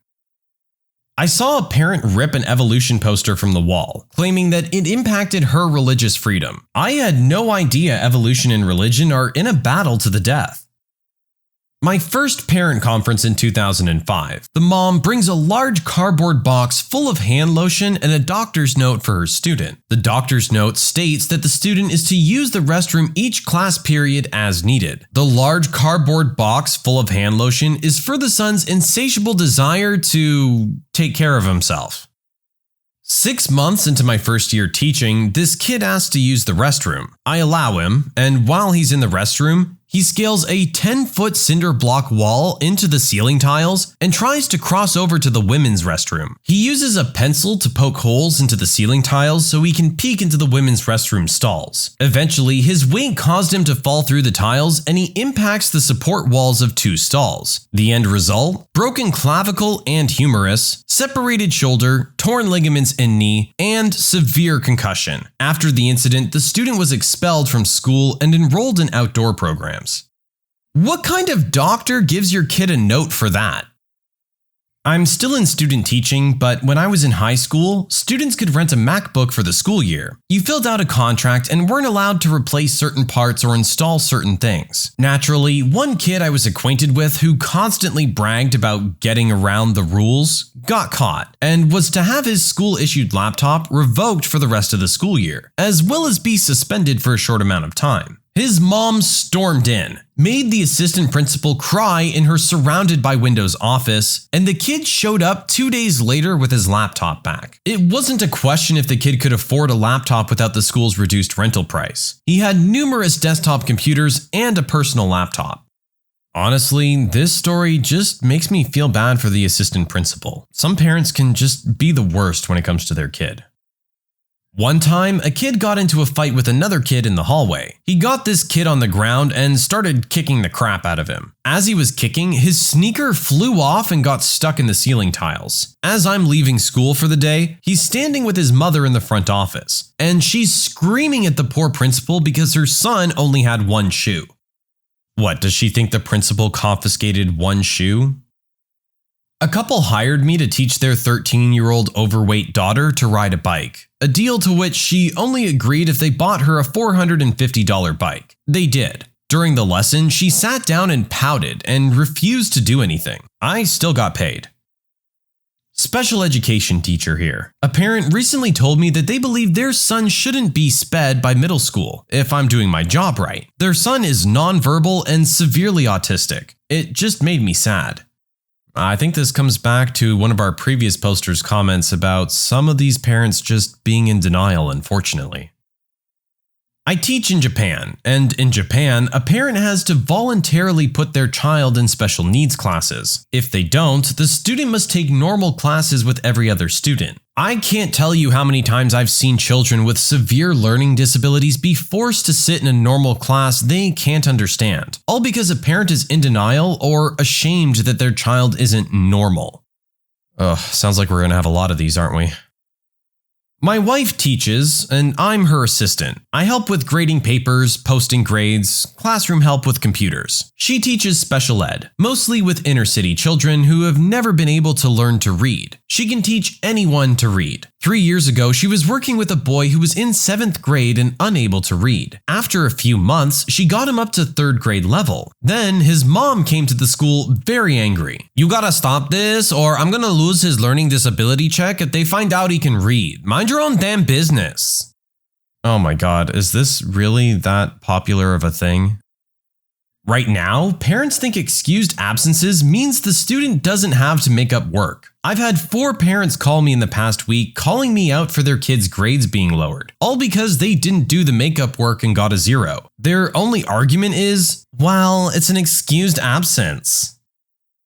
Preschool teacher here. One year, I had a set of twins with some serious behavioral problems. They wouldn't do anything we wanted them to. They participated in nothing and did only what they wanted to do when they wanted to do it. Cleanup time? My dad says that I shouldn't have to clean up because I'm not a girl. WTF? Did he really just say that? Yes, every single class. There were many conferences with the parents. The dad insisted the kids were fine and they could do what they wanted. We'd explain that in order for us to teach them anything, including how to behave appropriately in a classroom setting before kindergarten next year, he'd have to tell them to listen to us. But he felt that his 4-year-old boys shouldn't listen to any woman, including their own mother, who had so little control over them that she never took them out of the house, which she reported they had completely destroyed. Their behavior was so terrible that we assumed they were on the spectrum before we spoke with their dad. And maybe they were, but mostly they've been raised to believe that women are never in a position of authority. And the worst part, they had a younger boy and another on the way. That poor woman. Her husband had completely hobbled her ability to raise them while leaving her to raise them alone while he worked. They told the director they were moving back to the Middle East just before she kicked them out for being utterly unmanageable. Oh, it really sounds like this father's raising these kids to be a couple of little hellions. I had a parent ask what I taught the kids about Martin Luther King Day because his kid came home and said that white people hate black people. Of course I didn't tell your 1st grader that. Racism is in the 2nd grade curriculum.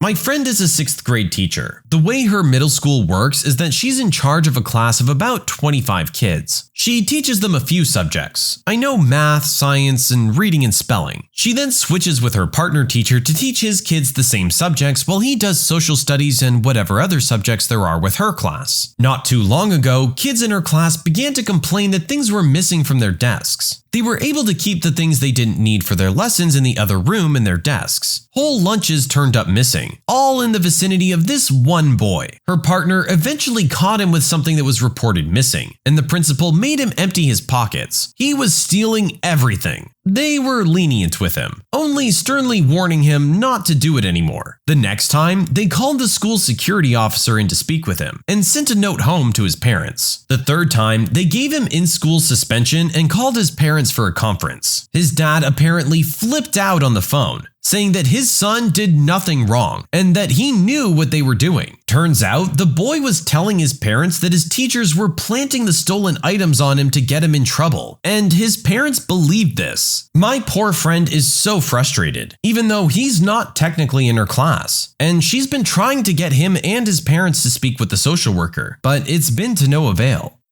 Kid sounds like an early kleptomaniac or something. A mother from the PTA offered to buy the food for the teacher luncheon during their workshop day. She went out and bought the food, and when she turned in the receipts to be reimbursed, we noticed the bottoms were torn off. It just so happens this is where the payment information is. What ended up happening is that this lady bought food with her EBT card and had the school refund her in cash for what she bought. So basically, the school was converting her EBT money into cash to spend on whatever she wanted.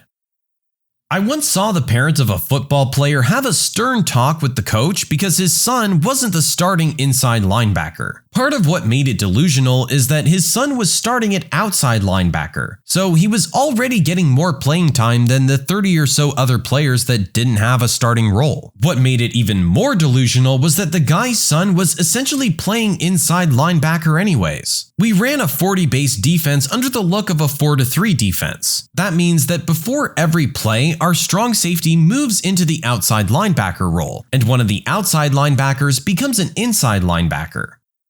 I don't know football at all, but it sounds like this dad already had what he wanted.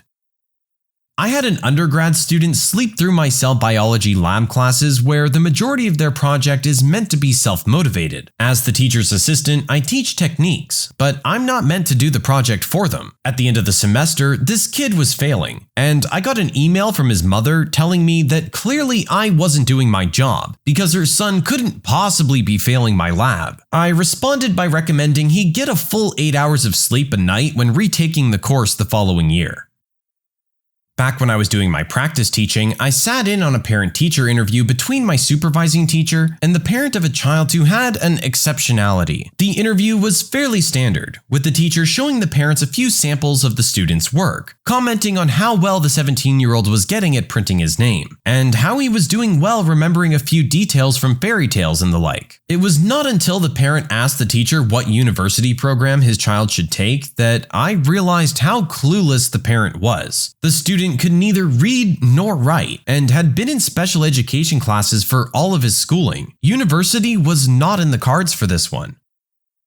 While teaching first grade, I came across a girl that had already been held back in kindergarten, but was still failing in the first grade. She couldn't read, never did her homework, and never put any effort into catching up with her classmates. One day, out of the blue, she told me that if the school tried to hold her back again, her mother had told her that they would just move back to the last state they lived in. It infuriated me that even in the first grade, her mother had already instilled the idea in this little girl that she could run away from any problems, and that would be easier than putting forth any effort. The girl did move back to that other state before the year was over, and I think about how hard her life is going to be as she grows up with that mentality.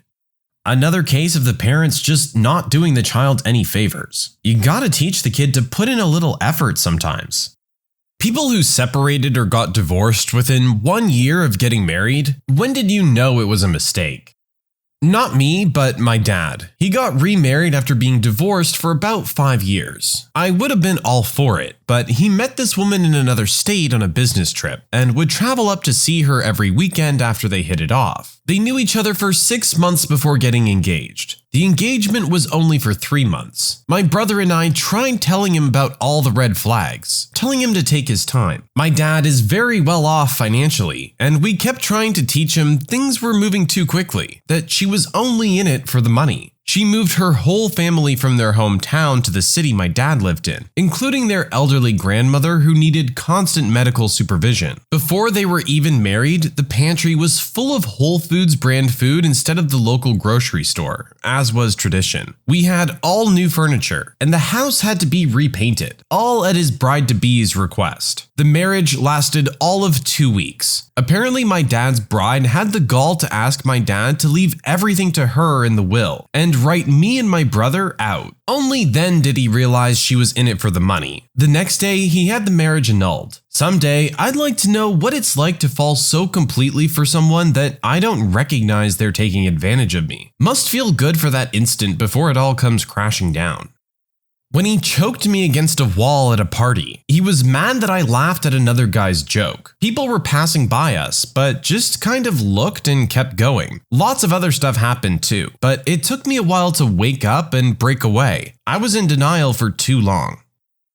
Back in the early 1980s, I spent 6 years in the US Navy. In 1986, I was recruited to go into the US Army through a program for technical and intelligence-experienced military personnel to become warrant officers. All the Navy offered me was sea duty and more sea duty. It looked like a real good deal. I was engaged to a young lady 3 years my junior and had a bit more than $20,000 in savings. Everything looked promising with a new career and family life. The wedding went off without a hitch. I was looking at a vacation of about 3 months between exiting the Navy and entering training for the Army. It was when my recruiter contacted me over my security clearance that things went south. My credit report did not match my questionnaire. There was 3 credit cards with a $14,000 balance I didn't mention. It was no big deal, they weren't delinquent, but I needed to amend my answers to account for them. Turns out, my wife had opened up a charge card at our bank, then got a couple of store cards around town. She had purchased some serious clothes and jewelry, but the real kicker? She had bought a horse. She had taken lessons as a child and decided this was going to be her new thing. There was the price of the animal, riding gear, saddle and tack, vet bills, stable fees, yada yada yada. I ended up dumping a big chunk of my savings into paying down these cards, then amending my questionnaire responses. She was from a very blue-collar family. They were very good people who worked hard for everything they had. But I don't think credit ratings and compound interest rates were much discussed at the dinner table. So I explained about credit cards, the huge interest rate, how long it would take me to pay one down, then about security clearances, and having a huge debt with no job would affect it. I treated all of this as a bump in our relationship, but things got dark real fast. My ship date was coming up, and things had to be done before I started training. I was in good physical shape, but I was facing boot camp, AIT,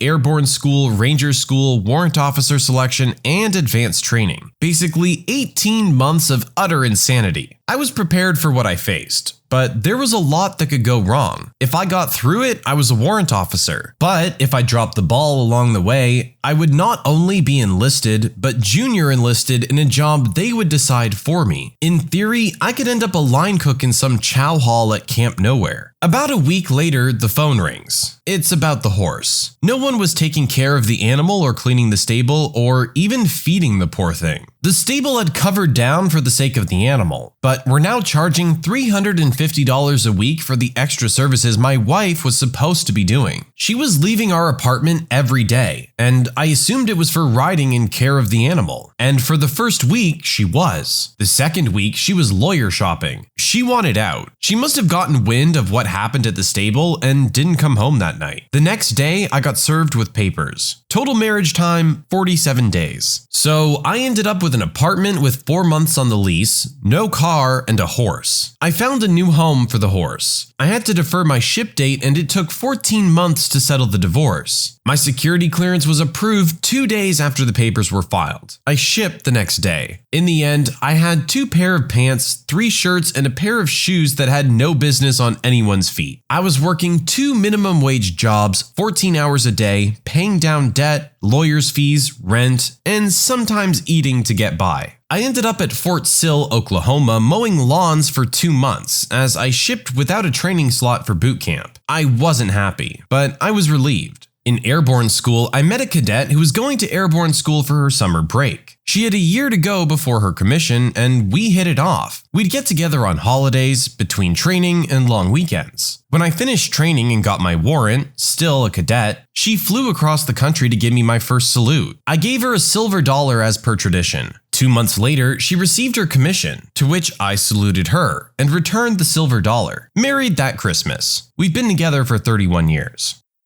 Well, as horrible as it went the first time around, I'm glad you were able to find someone that worked with you.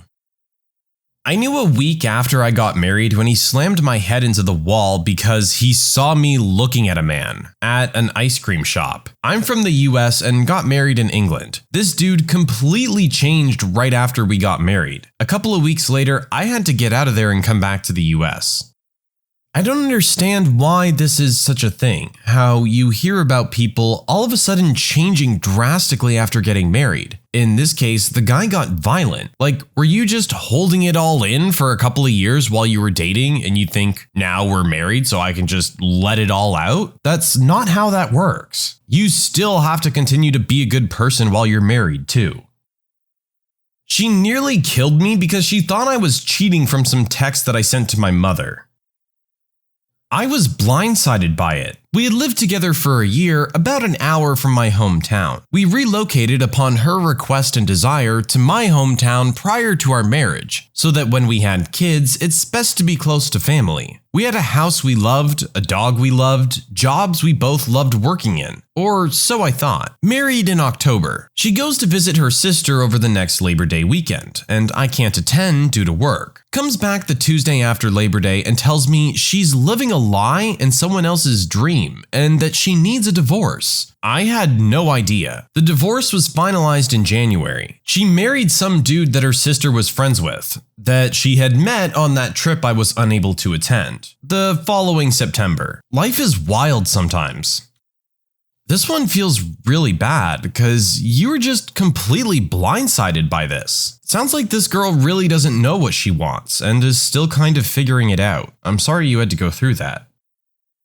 On the honeymoon. We dated for 5 years, but on the honeymoon, we had a big argument over my liberal use of sunscreen. She refused to wear any because of chemicals, and I liberally use it due to my ginger skin. We seriously argued over this for a good hour, and she refused to even go into the pool with me because of the sunscreen chemicals. After a scuba adventure with her, she could barely walk because she got so burnt on her legs, whereas my skin didn't change. She then tried to convince me that it was all my fault, because I didn't force her to wear the sunscreen, and that the honeymoon was ruined. It was then that I realized I picked the wrong person. After a few more psycho arguments, mad at me because of something in her dreams, mad at me because I didn't bring an umbrella, I had to call it quits. I can't stay with someone who constantly blames me for their own problems. Luckily, no kids, and I got back everything I brought into the marriage. Weren't there warning signs before this though? Like, you say you were together for 5 years, and now all of a sudden on the honeymoon she's acting like this? You must have seen this behavior before.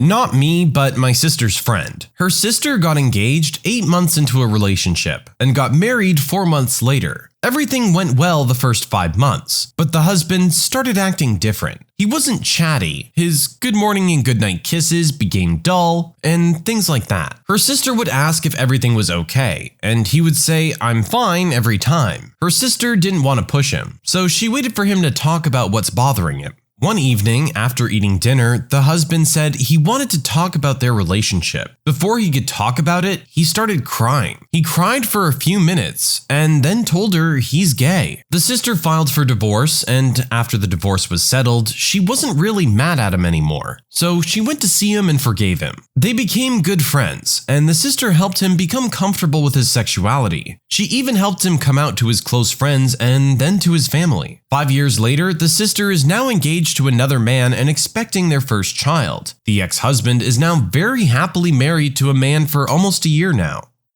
I'm glad we got one nice happy ending out of all of these.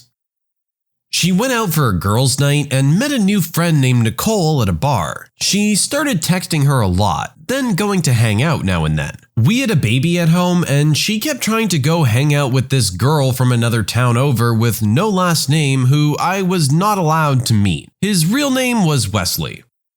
Ouch. I kind of thought she was going to turn out to be a lesbian, not gonna lie.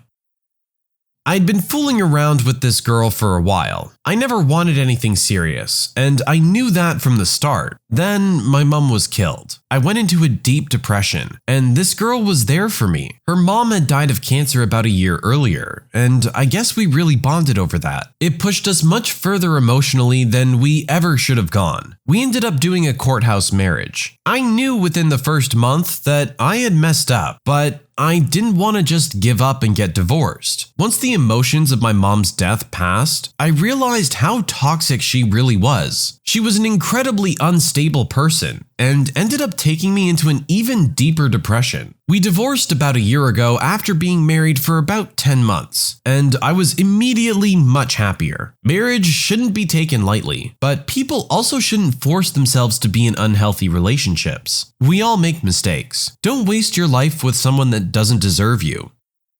It can be hard to end a relationship for a lot of different reasons. Something like this, I really do understand. You were both in a tough place and needed each other for support, but you just took it further than it was ever really meant to go.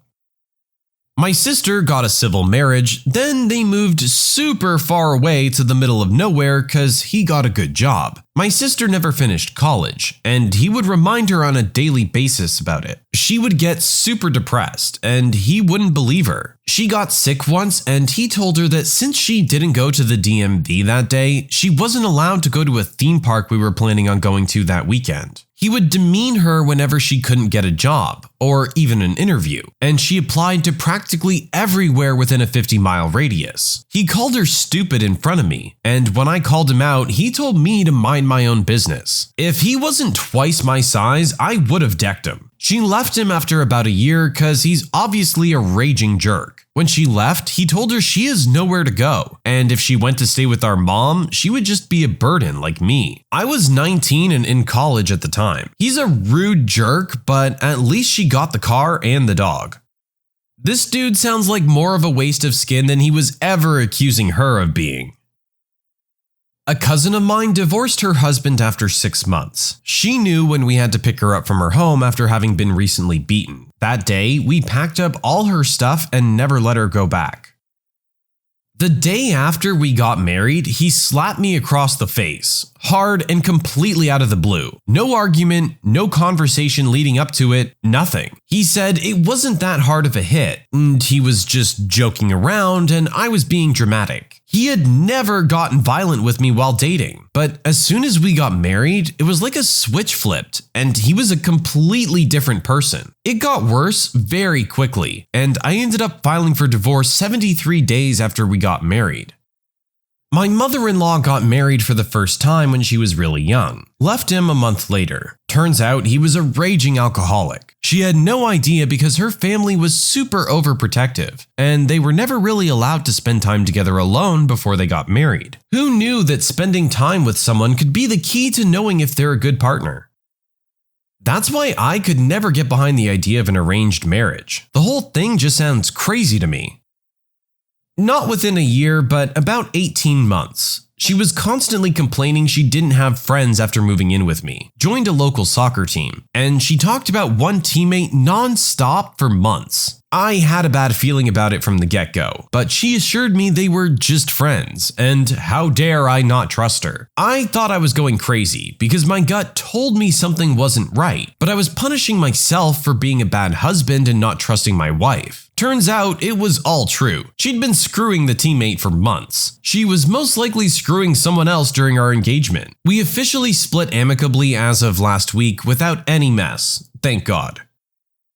A cousin of mine married someone who seemed like the perfect woman. They worked in the same store together, and he would brag about how his wife was getting promoted quickly in the company. A few months into the marriage, she tells him she's going out with friends for the evening. An hour or so later, my cousin gets a call from one of his friends. The friend saw her having dinner in a restaurant with the manager of the store that they both worked at. Once he confronted her about it, that was basically the end of the marriage. I mean, if she's not a great worker, then her getting all those promotions might have been an earlier clue.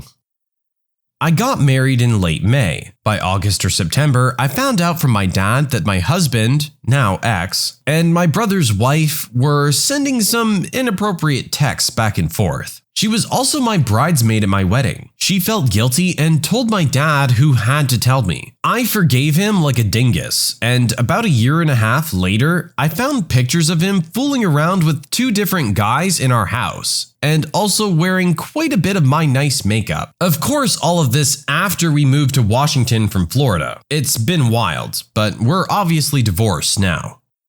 Whoa, so this dude was just willing to fool around with anyone, it sounds like. My brother died a week after the wedding, and after about 2 months, he told me that was just too big of a thing to happen in the beginning of a marriage. I tried for 6 more months and then just gave up. It's really sad to hear that the husband couldn't find it in them to be able to support their new wife through a very hard time. Like, this has got to be one of the most selfish things I've ever heard. You'd committed to spending your entire life with someone. Something goes bad in the first week and you're out? I can't begin to understand. A couple of weeks into our marriage, anytime we would fool around, it started to physically hurt. I went to my OB for a test or two. She informed me that I had contracted chlamydia. That's when I knew. Turns out my newlywed husband had been banging his coworker for months. The day after the wedding, when he poked me in the chest and said, "You're gonna do what I say whether you like it or not." Big mistake. I feel like this one could have been playful, but obviously you're the judge of his tone and it sounds like he wasn't being playful and being serious. In which case, yeah, screw that guy. Best girlfriend I'd had to date at the time. I was in my late 30s and had never been married. Dated for about a year. We got married, and shortly after, she asked to have her name on all of my assets. A few rental houses, the current house, some financial instruments, the cars, and things like that. Not a problem since we're married, I thought. But on a Wednesday, she insisted that it be done by that Friday. I didn't have time to do that because work and a deadline. I could start it the next week, I said. She pitched a fit and said if I loved her, I would do it by Friday. I found this strange and decided not to start it and see what happened. She moved out of our bedroom into a guest room, got cold around the house, told me she would move back into our bedroom when I finished getting everything done. At this point, I thought, bull, and told her so. I went to my family lawyer to seek advice. She advised me not to put anything in her name at this point. Gave me the name of a marriage counselor. She didn't want to go to counseling. She continued to live in the guest room. I took my lawyer's advice and did nothing about the assets. The long and the short of it was that after 1 year of marriage, when on our anniversary, she told me I didn't have her in my heart. I thought to myself, this is bull. About a week after that, I told her if this was the way it's gonna be, I'm not gonna be married like this. She then told me, okay, so what are you gonna give me? Yes, she said that. I consulted my lawyer on what a judge would come up with regarding community property for the past year. Number came up to 20G. I took that number and added another 20 grand and proposed that to her so we can make it easy. I was gonna spend way more than that in lawyer fees if it got ugly. It got ugly. A week later, I got served with papers. With all said in the complaint, when added up, she was going after $750K for 1 year of marriage, 1 year of divorce proceedings, and 2 years of property settlement proceedings on what should have been a 2-hour problem. Judgment came. 215 points in the judgment. I owed her what would have been the community property, about 20 grand, but awarded me attorney's fees. So in the net, she owed me about 30 grand and left her to go buy her own car. Turns out this judge had worked her butt off through school to become a lawyer, and the same to become a judge by 40 years old. I was told by another attorney that normally this judge never gives attorney's fees, but was so peeved off at the gold dig my wife had attempted that she felt it was justified in this case. Even though I came out okay financially, it was an emotional train wreck to have this happen and go through all that. It's been 15 years since it happened. I was not dateable for about 2 years, but now very happy with who I am and who I'm with. Thank God you were able to have a judge that was able to see through this woman's bull. The fact that she ended up having to give you a bunch of money in return just makes it even better. Reddit, what's the funniest thing that a random stranger said to you that made you die laughing inside? I was in the drive-thru of a Wendy's one time. An employee exited the building with his headphones on and was singing "Who Let the Dogs Out" at the top of his lungs. He saw me, stopped singing, and started walking away. A few seconds later, he comes up to my window and said, "Yeah, that is what I'm listening to." Then he walked away. I laughed so hard at the whole situation. I assume he was just doing a bit for his friends inside and you just had the pleasure of witnessing it. Okay, the laughter was not entirely inside, but years ago on the subway in New York, a crazy dude walks on the train and starts screaming at everyone, "You're all going to hell!" and then steps off as the doors close. Total silence as the weirdness of the moment settles in. Then, without missing a beat, guy across from me goes, "Crap, I thought this train was going to Harlem." Entire subway car of cynical New Yorkers bursts out laughing. I gotta admit, that's probably the best response that guy could have come up with. I was helping a customer pick out a new bra, and she said she wanted her breasts to be lifted. She said, "My boobs are so saggy that if my nipples were eyeballs, I'd be able to see if my shoes were untied." I really tried my best to remain professional, but I couldn't stop laughing. She said it to get a laugh out of you. You're allowed to laugh. Was leaving Walmart and the 80-ish-year-old greeter says, "Thanks for shopping at Dollar Tree." Okay, one of two things happening here. Either one, their greeters may be starting to lose it just a little bit, or two, they just like doing it for fun. What are you gonna do, fire the 80-year-old greeter for making a joke? A movie had just ended. Me and my dad joined the mad rush to the bathrooms. Urinals are packed. It's our turn and we're doing our business, and suddenly someone rips a huge fart. It's pretty funny, but we all have manners and we're still peeing. Suddenly this dude proclaims, "It was me!" and runs out the door. The whole bathroom erupts in laughter.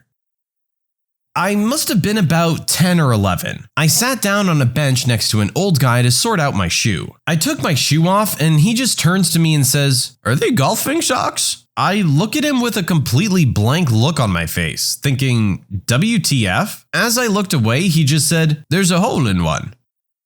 This dude saw an opportunity for a dad joke with a random kid and just went for it. I can't say I blame him. The time I was waiting for takeout and the amputee owner struck up a conversation. "My friend, you have to be really careful if you ever get shot in the knee or any leg bone. They don't warn you that you can't have sex for months. One night you're taking home a beautiful girl to show her your scars, and the next morning your leg's gone." I feel like he might not be telling that story correctly. A few years ago, I let a friend cut my hair. It did not go well. I was living in Philadelphia at the time and was walking through South Philly when I passed two strangers in the middle of a conversation. As I pass, one of them says to the other, "Hold up, I gotta talk to this guy." He proceeds to shout at me, "Hey yo, your hair looks horrible, come over here." I was amused, partly because of his bluntness and partially because he wasn't wrong. I was curious, so I walked over to him and he says, "Look, a buddy of mine owns a barber shop 2 blocks away. Here's his business card. I'll write my name on there. If you mention that I sent you, he'll give you a good deal." Bruh, but seriously, take care of that. I never ended up going to his friend's shop, but I frequently use this story as the perfect example of Philly culture. Rude, blunt, and in your face, yet somehow coming from a place of genuine care. Plus, it's just hilarious. A few months ago, I was waiting at a road crossing with loads of other strangers, waiting for the man to turn green. This was a busy main road in my city. The little girl on the other side of the road did the most accurate impression of the beep beep that the crossing makes so blind people know it's safe to cross. And the entire crowd of people just stepped into the road. I had seen her do it, so I stayed put, but I couldn't stop laughing. My girlfriend was very confused. 50 adults pranked by one absolute genius 6-ish-year-old. It was magical. By the way, it was really busy, so traffic was hardly moving. There was no chance of being injured. It could have been a lot worse, but yeah, people need to actually pay attention and not just go off a random audio cue that a 6-year-old gave you. May of 2000, passing through Norwood, Louisiana with a friend. At around 2 in the afternoon, we stopped to gas up and grab some snacks at the most podunk gas station known to man. A young man, extremely agitated, comes in with frustrated gestures and angrily shouts and gestures at the cashier with an accent that is beyond region, beyond stereotyping, beyond anything I have ever heard before. "Where you got John Wally Million at?" At the top of his lungs, approaching hysteria and tears. I feel like I should probably translate this one for you, as I had to read it as it was said. He was asking, "Where are the god-darned watermelons at?" Just to be clear. When I was about 8 years old, 40 some odd years ago, my mother and I were waiting to be seated at a restaurant, and an older gentleman was ahead of us also waiting. The waitress asked him if he'd be smoking, back when that was still a thing in restaurants, and he replied, "No, but I may burst into flames later." Young me laughed all through lunch at that. In fact, it still makes me giggle. The college I attend frequently has local elementary and middle school kids on tours, especially on Fridays. One particular Friday, I was in line for the cafeteria when a group of kids came walking by with a tour guide. One kinda chubby little dude looked a bit uncomfortable. He was biting his lip a little and sweating. This part of the tour is usually where they have a bathroom break, and clearly Buddy needed to go. At this point, I should note that the bathrooms are visible from where we were standing, but the tour guide, a fellow student of mine, didn't seem to notice. She just kept going on and on, talking about the history of the building. I watched this kid go from nervous to deeply anxious to visibly clenching over the span of about 3 minutes. He's staring at the stick figure dude on the men's bathroom sign as if it was the risen Christ. Miss Tour Guide takes a break in her spiel. I figure she's done. The next words out of her mouth will be the ones to free this boy from the purgatory that is having to use the bathroom on a school trip. It'll be over. He'll be free. What followed instead was this. So, in 1995, a professor named ABC Kalamazoo, "Move, lady, I'm gonna poop my pants!" He ran past her to the bathroom and presumably destroyed it. Poor guy. Had the entire line in tears with laughter though. Hey, when you gotta go, you gotta go. Tour guide needs to pick up on these things. When I was a freshman in college, I had a pair of rainbow bell-bottoms that I had made myself and wore quite a bit. I was walking through the city back to the dorms when a guy rode up behind me on a bicycle. He was old, had long scraggly gray hair, and a bright red and yellow windsuit on. He rode beside me for a second, stared, and then yelled, "Miss, your pants are hot! What?" And then rode away into the sunset. It was so random and hilarious. Every time I wore those pants, my friends would run up behind me and yell, "Your pants are what?"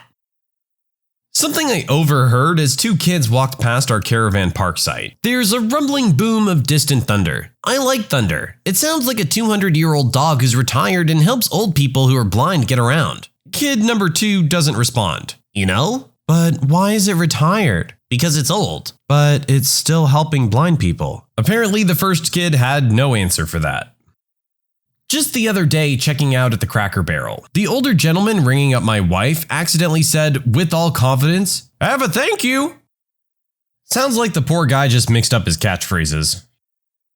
Not so much said to me as overheard. Walking down the street with my fiance after dinner, a man and a woman passed by us. Very clearly, I heard the man say, "And that's the second time I got crabs. I just keep a special little comb at the house now, just in case." I'm not sure of any particulars and have thought about that interaction often. So many questions. I know they heard me laugh though. I hope this wasn't like a first date he was on or something. I used to be a smoker. One time, a scruffy-looking man asked me for a light. I told him I only had matches. It was very windy. He said, "That's okay, there's a trick to it. You light the match and then suck down real hard. You get a mouthful of sulfur that way, but you gotta have a trick when you're going 30 miles an hour on top of the tank." I once was canoeing with my fiance for the first time, and we were having a bit of trouble at first getting a rhythm going. So we were along the edge of the water hitting the canal. This random couple was walking along the wall, and the guy said to his wife while pointing at us, "Canoeing, the truest test of love." My fiance and I burst into laughter for 20 minutes, and then finally got our rhythm together. That guy sounds like he's been where you are. "You and your sister look exactly alike." My sister was adopted from Asia. I'm so white I freckle instead of tan. I just about died of laughter because the woman actually meant it. For context, she'd met my sister a couple weeks before, but I hadn't been there, and she'd mistaken me for my sister. I'm as white as a fluorescent light bulb and my foster daughter is black. Of course, I introduce her as my daughter when we're out. Some people would be like, "She's your daughter?" I would pull her closer and point back and forth to our faces and say, "We're practically twins, can't you tell?" That usually got people to laugh. I was at a 50th wedding anniversary party and there were lots of elderly people in attendance. An old man was standing next to me and said, "It looks like a graveyard in here." I literally spit my beer out. We were outdoors. The kicker was the guy was close to the same age as everyone else. I'm in the bathroom at work washing my hands, and one of the professors that I don't think I've ever actually spoken to comes in and starts washing her lanyard in the sink. I try to make small talk with work people even though I suck at it. So I try to strike up a conversation that goes down as follows. "Morning. I spilled coffee on my lanyard and now it's all sticky." Wow, that's the worst. At this point, she turns off the faucet and looks at me completely deadpan, with eyes that said she wanted to feed me my own innards, and said, "I think genocide is worse." So I awkwardly mumbled, yeah, okay, bye, have a nice day, and quickly escaped. It's turned into a running joke in my office now, though. Anything from the printer being out of toner to a fire drill on a cold day is literally worse than genocide. Why did she have to take it to such an extreme? You're just trying to make casual conversation. I watched a guy walking to class at my college years ago saying, "Get the hell out of my way," to a pigeon standing in his path. The pigeon quickly waddled off to the side. I was doing tech support over the phone for an internet company at a call center. I got a call from an elderly woman whose internet had stopped working. After checking that the modem was working and that there were no issues in her area, I was scheduling a visit from one of our technicians, when she suddenly says, "Oh, I know what happened. The cat was playing around the router yesterday." "Right. You think it took a cable or something?" "No, he probably took away the Wi-Fi." "You mean like he moved the router?" No, he probably took the airwaves of the Wi-Fi. You know how cats see things we can't. He surely saw the Wi-Fi signal, grabbed it, and took it away." It took all my willpower to finish the call and not laugh in her face. Yeah, sometimes it's easier to just let things go than to try and explain. I was crossing the street once and my sunglasses fell off my shirt directly to the floor. I just realized it had happened after I got to the other side of the street and my mom pointed it out. The closest car was pretty far away, but I was still very anxious about it. I ran back into the middle of the street and tried to grab it, but was so nervous it fell out of my hands 2 times before I finally got it and ran to the other side of the street again. The car finally reaches us and the driver stops, rolls down the windows and says, "That's what I call survival instinct," and drives away. I laughed so hard. Years ago, when queuing up for movie tickets with my family, the attendant asked the ages of our 4 kids to see if they could all get children's price tickets. I announced their ages 7, 9, 11, and 13. Without missing a beat, the stranger behind us declared, "That's an odd group." Don't worry, they'll even out next year. My friend and I, both female, used to go to the Saturday market to buy fruit and veg. My friend is quite shy towards other people. I had just bought 2 huge watermelons and was carrying them, 1 arm each. As a guy walked past us, he shouted, "You got nice big melons." Didn't say anything else, just kept walking. My friend was shocked, and I almost peed myself laughing so much. First day in basic training. All hell had broken loose. It was just screaming and confusion. I had an instructor come up to me with another kid in tow and yell, "Trainee, do you know where the latrine is? I want to escort this trainee to the latrine so he can go sick himself in the proper facilities." I didn't know where they were, but figured I'd give it my best shot. So myself and this kid walk outside. I look over at him and he's greenish, kind of whimper crying and hunched over. We take 2 steps outside when he pops. Projectile vomit all over the ground. A huge mess. I look up and see an even bigger, scarier instructor rounding the corner about 15 feet in front of us. He walks up, looks the kid in the eye, and with an icy hatred says, "What did you just do to my ground? Do you really hate my ground so much you'd sick yourself on it? I want you to apologize to my ground and then clean yourself up." I nearly lost it. The kid whimpered out a, "Sorry I puked on you ground," and we were on our way. In college, this one girl in the front of the room chimes in on something and mentioned that her eyes change color depending on the summer every year, from blue to green. This black dude in the back of the class whispers to his friend, "Yeah, and I turn white in the winter." I had to remove myself immediately before I made a scene from laughing so hard. I was rollerblading down a hill too fast and landed on my butt. Painful, sure, but not excruciatingly so. An old man walked by and said in the most jolly voice, "Is your behind okay, young lady?" I was shaking of laughter. My behind was okay, yes. I'm a hostess at a restaurant, and my coworker was holding the door open for this table of 4 very old black women. And this woman, who had just celebrated her 102nd birthday, says to her friend, "Can you imagine that? Never thought I'd see the day a white boy holds the door open for us. Oh, if I was younger, I'd have to make my way to you, young man." When I was around 10, my dad took my brother and me to a Sox game at Fenway. We got to the park and I was putting mustard on a hot dog from one of those mustard box push-down nozzle things. This random guy next to me goes, "Yeah, buddy, lather it up." 10-year-old me thought it was about the funniest thing I'd ever heard, and I still chuckle when I think about it as an adult. I'm at a festival and sitting around a campfire when a very intoxicated man kept saying, "I need to borrow your fireplace." He wouldn't let it go, despite being right by the fire. Turns out he needed a lighter for his cigarette and was so drunk that he forgot what it was called. My laughter was not internal. I died laughing right in front of him.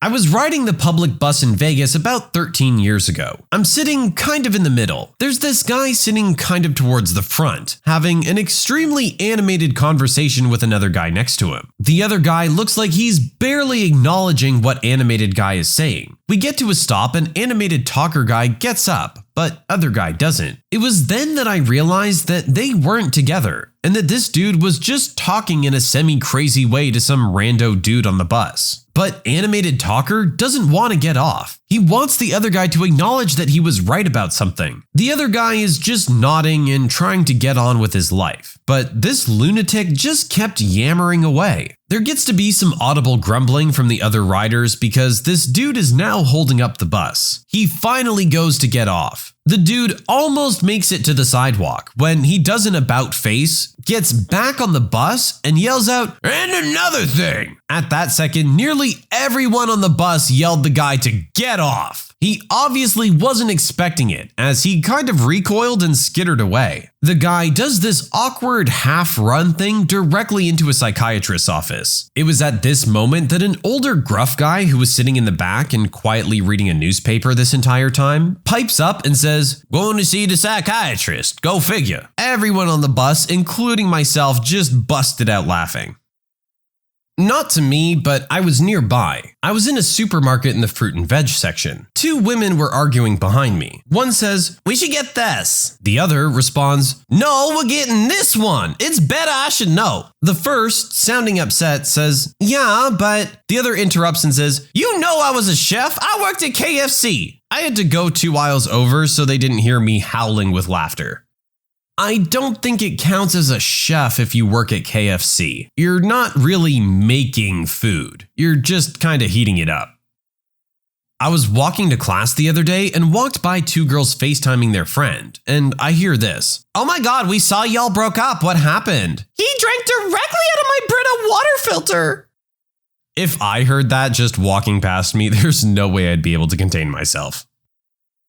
Little girl to me after I explain my service dog helps me when I'm sick. "Oh, so he's your dog tour." Me trying to keep a straight face. Yes, exactly. Kids got the puns, I gotta say. I never would have thought of that. When I served, I had a table of about 20 Asian people. The head of the group shook my hand and introduced himself as Tony the tiger. He tried to sound cool and tough, but all I could think of was the cereal mascot. How are you going to name yourself after a cereal mascot and try and take yourself seriously? Come on, buddy. Not me, but one of my customers. He's doing a finishing job for a billionaire in the city, when the designer insists that they use booties or shoe covers. He said he just had his men take their shoes off at the door. Billionaire woman responds, "Peter, their socks on my carpet is like your penis in my vagina. Disgusting." Funniest thing I've heard in a while. That's gotta be one of the harshest burns I've heard in a while. I have a 5.5-pound Chihuahua. He's about as intimidating as a bunny rabbit. I was walking him on the grass along the road. A couple of walkers were coming near me, and my dog started barking at them, so I picked him up. The guy says, "Thank you for picking him up. We were so scared." On the L in Chicago, a group of older guys with shoeshine kits gets off at a stop. One of them drops a small bag of white powder that I presume to be illegal. Another younger guy bends down, picks it up, and tells the guy, "You dropped this." Older guy grabs the baggie and the doors close. Young guy looks at me and says, "I don't know why I did that." I still laugh about it. The young guy was just trying to be polite, and it overrode any other warning signals. I actually did something very similar when I found a couple in the staircase here in my building heating something up in a spoon with a lighter. As soon as I opened the door, they immediately just tried to take off, but they left another lighter sitting on the stairs. I called out to them to come back and handed them their lighter. I knew exactly what they were doing. I don't know why I still felt the need to be polite. What was your "I was only gone X minutes, what the heck happened" story? One night I was on my own and decided to make a nice meal for myself. I spent about half an hour preparing and baking a delicious chicken breast with sun-dried tomatoes and brie cheese. So I got everything ready, set up my dinner and my beer on the coffee table, and sat down to eat and watch some TV. At this point, my cat waltzes in and sat on the couch next to me. Then he dropped something out of his mouth next to me. I turned to look at it, and it was a snake. Okay, no big deal. It's not a big one. So I got up and grabbed some snake wrangling tools, a dustpan and brush, and scooped this little guy up. I walked out the front door and tossed the snake back into the bushes, hoping the cat won't go after it again. I was gone for about 15 seconds. I came back inside and my dinner was gone. The cat was under the table, hunched over a half-eaten chicken breast and growling every time I came near. And that's the first time my cat distracted me with a snake in order to steal my dinner. I was gonna say, this literally sounds like the cat plotted this out to get your food. I left my 2-year-old twins for 2 minutes. They were happily glued to the TV, and I thought it was the perfect opportunity to sneak to the kitchen and finish making my coffee. They continued being quiet, and I found it strange, as they normally come and follow me when I leave the room. I came back, and there was soil scattered all over my carpet. One was feeding the other a plant. It was our first baby. My wife had never left our little girl, but decided to run an errand, leaving me, Dad, alone with her. I assured my wife all would be well in her short absence. The kid is sleeping in my arms. All is quiet. I give my wife a kiss and she heads out the door. I walk back to the sofa with the sleeping kid. Notice the kid could probably use a diaper change. I set the baby on the changing table, I take off the old diaper, and the baby wakes up and proceeds to erupt with a volcano of projectile diarrhea. It's all over me, the changing table, the wall. I'm now panicking. I pick up the baby, who's still hemorrhaging an unending spray of baby turd mist. I take her to the kitchen sink and flip on the water. The water's still cold, so when I set the baby in the sink, the baby starts screaming like a demon. My wife opens the door. She forgot her purse. Poop all over the walls and floor. Desperate poop-covered husband wrestling with desperate freezing poop-covered baby. My wife was gone maybe 90 seconds, max.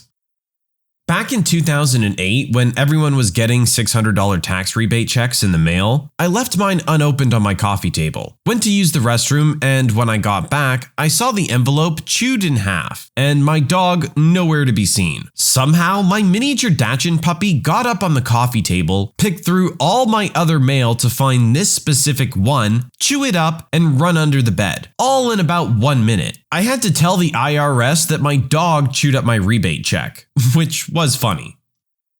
First day of summer break after grade 7, I went to a skate park with a few friends and one of their dads drove us all. He went to get a coffee and said, "Don't break anything until I get back." And I did not listen. I went down a quarter pipe and broke both my radius and ulna on my first try. He got back and I was sitting on a bench holding my crooked arm. At that point, he's gotta just laugh when he comes back, right? Like, he totally called it. When my daughter was around 3.5, I picked her up from daycare on my way home from work, walked in the door, and set her down in the living room to play while I put the mail I had grabbed on the way into the house on the table in the kitchen, which was less than 10 feet away. I dropped the mail on the kitchen table, turned around, and walked back into the living room, and she's butt naked. It was literally less than 5 seconds. I'm still amazed when I think about it. I can't even get my shoes off that fast. Sounds like maybe she was just trying to play a prank on you. Comcast and FedEx both left a "just missed you" at my door when I was gone for 5 minutes to shower, during the latter quarter of a 5 to 6 hour time frame. Yeah, we've all been there for this one. I experienced being hunted by a tow truck in Chicago. A friend and I were delivering a couple big monitors to his apartment. We pulled around behind the building, but he didn't have the key for the back door. So we quickly ran around front and came out the back door of his apartment to see the car gone. Like, not going, or the tow truck loading up the car. It was gone. We couldn't have taken more than 90 seconds. Wow, those repo guys are pretty slick, huh? I grew up in the country. One day in high school, I came home, made myself a snack, and then went back outside to eat my snack on the deck. When I got home, the yard was empty. When I came back out, there was a zebra in the yard. And that's how we found out the new neighbors ran an exotic animal petting zoo, and that they weren't very good at it. They lived there for a couple of years, and we got really nonchalant about that zebra getting out. My grandma came to visit once and came in all in a tizzy about it. I think it was even more shocking when our response was basically, "That darn zebra again." I was in middle school. I went to the bathroom because the lesson was boring me out of my mind. You know, I was 12. And I stayed there for around 10 minutes. When I returned to class, I saw 2 cops dragging 2 of my classmates. They were handcuffed and visibly terrified. Found out sometime later that they were arrested for drugs. And the cops came in the class and handcuffed them right there. The cops heard you were bored and came to put on a show. Too bad you weren't there to see it. I was boiling water on an electric stovetop. Seemed safe enough. Left for 30 seconds. Came back and the entire stove was on fire with 2-foot flames. Someone had let some oily food fall between the burner and the tinfoil we keep underneath. Another 30 seconds and the kitchen would have caught fire. I live above the pizza place that I work at. I'm also full-time in college. Last night, they called me in for just an hour or 2 to help close. No big deal. After a full school day and going into work for a bit, I was exhausted. I walked upstairs and into my apartment. There was new decorations everywhere, my furniture was gone, and my bedroom door was open. I screamed, "Holy crap!" and kicked open the door to see who was in my room. I was only gone for an hour. How could someone move in and move all of my stuff? As I made contact with the girl lying in bed watching Netflix, I realized I was on the 2nd floor, not the 3rd floor. The apartment below me has the exact same layout as mine, and this girl happened to have her door unlocked like I usually leave mine. We have multiple roommates. I simply said, "Oops, wrong room," and ran back to my room. I'm going to go down today and apologize for scaring that poor girl half to death at 11 p.m.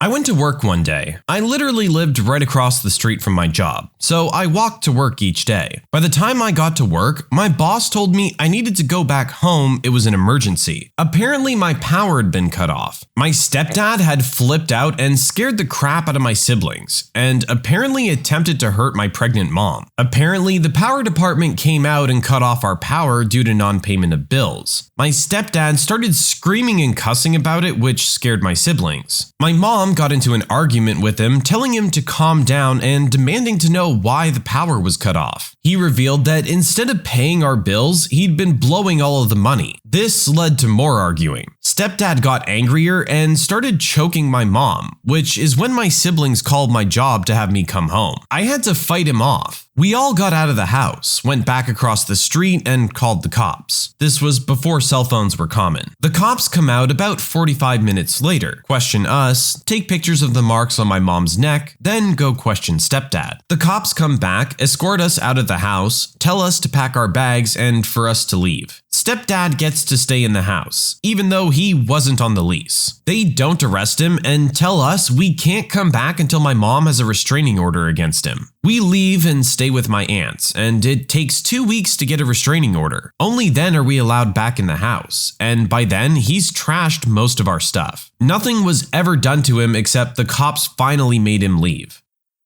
Wow, this is probably one of the most intense and scary versions of this kind of story. I was working on my senior chemistry project in college. I brought samples down to the NMR room for analysis. I forgot something upstairs, ran up to grab it, came back down, and found a metal folding chair stuck to the instrument. An NMR is similar to an MRI machine in that it's a gigantic sensitive magnet that metal should never be near. In this time I went upstairs, another student thought she left a sample probe in the instrument, couldn't eject the probe, and brought the chair over to look down into the instrument to find it. The chair got stuck to the instrument and she had to find my professor to remove it. Luckily, the magnet did not quench upon chair removal. Yeah, this could have been a very expensive mistake. A little over a year ago, my now husband and I were prepping for a move and needed to take a handful of garbage bags to the dumpster in our apartment community. We patted each of our 2 small dogs on the head and headed out. Less than 5 minutes later, we come back, both of the dogs meeting us at the door with wagging tails and big smiles. All seems perfect until we round the corner into the dining room. One of the dogs had pooped clear up 2 walls, about 4.5 feet up and 6 feet wide worth of wall. I was laughing too hard to clean it up. My husband saved the day and cleaned it up for me. But with such force and distance, we can only imagine the absolutely gut-wrenching noise that dog had to have made when it did its big business. Yeah, that's one where I would probably prefer that it happened when I wasn't in the room. I left the mailrooms to go get my wipes to clean off the scanner glass. Was gone about 3 minutes. Came back to find the entire mailroom coated in toner, and a toner-covered coworker just standing there looking confused and alarmed. I didn't even ask. I just went to go get our boss to deal with it. I can only imagine how much of a pain it was to clean all of that up. Not gone per se, but asleep. I was flying LAX to SFO. My flight was delayed about 5 hours, so I did what any sensible frequent traveler does. I went to the club lounge and drank as much free bourbon as they would allow. We finally boarded the plane. I was in one of the first groups because, again, I fly a lot. So by the time we take off, I'm fast asleep. The captain comes on the intercom and says, "Don't panic, seatbelts on, etc." Drunkenly, I look out the window to see some smoke. And holy crap, there's smoke in the cabin? The lady next to me explains we've only been in the air 10 minutes and are about to make an emergency landing in Santa Barbara. Yeah, I'm sure that's a scary moment to wake up to. I fell asleep on the couch for like 10 minutes, I swear. Woke up to mayhem. 2 toddlers had scribbled all over the walls. The younger one had begun scribbling with crayon, and the older one, 3, became upset he was breaking the rules. So she grabbed a pencil and began marking giant X's as large as she could make. "You can't draw here, or here, or here." I woke up to the entire first floor covered in pencil X's and crayon scribbles everywhere. I have a 2-year-old. The other day, I ran to the bathroom and he was sitting down, pacified with Daniel Tiger and homemade trail mix. I came back, probably 2 minutes later, to find a mushroom cloud of flour and him standing on top of a bookshelf with a closed jar of peanut butter and covered in flour. Sounds like he was trying to make a sandwich or something. Several years ago, I was in the process of making dinner and had left a plate of flour tortillas on the kitchen bar. Went out to the garage with my husband for about 90 seconds to look at something. I hear a very loud thud from the kitchen. That thud was our dog jumping down off the bar, and he was now standing in the middle of the kitchen, wolfing down flour tortillas like they were going out of style. What makes it funny is that our bar is about 42 inches high, and the dog was a basset hound. A frickin' fat, stubby-legged basset hound. To this day, we still can't figure out how he got up there, or how he got down without breaking a leg. Hey, if a dog smells food, it'll find a way. Back in grade 11, I had my friend and his girlfriend come over to hang out on a night that my parents weren't home. The worst part was that we weren't drinking. We were all playing Mario Party. I got up and went to the bathroom for literally 30 seconds. I come back and they're completely naked and screwing on my bed. That's just rude. I actually have that moment to my friends. I was outside at a house party and needed to pee. There was someone in the bathroom, so I told my friends I was going to go around the side of the house to pee where no one could see. A few minutes later, I come back all bloody and dirty, and they're freaking out. What I didn't know was there was a steep ditch right next to the house. Being a female, if I pee outside, I try to support myself by doing a sort of wall sit so I don't wind up peeing on my legs or clothes. So I pulled down my pants and tried to do the wall sit on the side of the house. I was crazy drunk, so I lost my balance due to the incline of the ditch. I scraped myself up on the brick wall trying to catch myself, and tumbled pants down in the ditch. I pulled myself up, went back to my friends and said, "I think it's time for me to go home." This happened just last night. After putting the kids to bed and having a bit of a workout, my wife told me to shower off and get to the bedroom. I jumped in the shower, scrubbed up, rinsed, and was out in a matter of minutes. She was already asleep. There's nothing more fun than trying to go to sleep once the launch sequence has been initiated. Yeah, that's one way to put it. Years back, I had a little thing celebrating my new apartment. Just a few close friends and a couple of not so close friends. We're having a good time, drinks were being had, and eventually the need for greasy takeout food was too strong to ignore. Everyone was pretty marinated, some more than others, but driving was out of the question. Me and my bro take everyone's orders and we stroll to the taco place around the corner. When we return, most everyone is on the porch having smokes. Everything seemed normal. When I walk into the apartment, there he is, we'll call him Waldo, passed out on my couch. Vomit running down the side of his face, vomit dripping down my new couch, vomit on my brand new rug. Apparently, when we left, they started chugging whiskey, which obviously didn't agree with old Waldo. I only went for tacos. So my wife is pregnant right now. First trimester is pretty exciting. We were at our friend's house and I was helping my bro cook some burgers. My wife was hanging out in the kitchen with my buddy's wife and was holding their baby. I'm walking back and forth between the grill and the kitchen. Get a fork, get a plate, get that seasoning, that kind of stuff. Anyway, I'm in and out of the kitchen for less than a minute and see my wife puking into their kitchen sink, with the entire front of her clothes covered in baby poop. I guess their baby decided to drop the mother of all poop bombs right in my wife's lap. First trimester, so she's totally sensitive to smells and whatnot, but she totally lost all of her cookies right in front of everyone at our friend's house. I guess the baby was just trying to get her ready for what it's gonna be like. He had good intentions. That Super Bowl where Janet Jackson was topless. Well, lucky me, I had to pee right before the halftime fiasco because it was getting really boring. As I'm peeing, everybody starts screaming and hooting, and I had a mini heart attack and peed on the back of the toilet. Now, anytime I feel myself get bored, I think about that day, and it forces me to stick through the boredom in case there's suddenly boobies.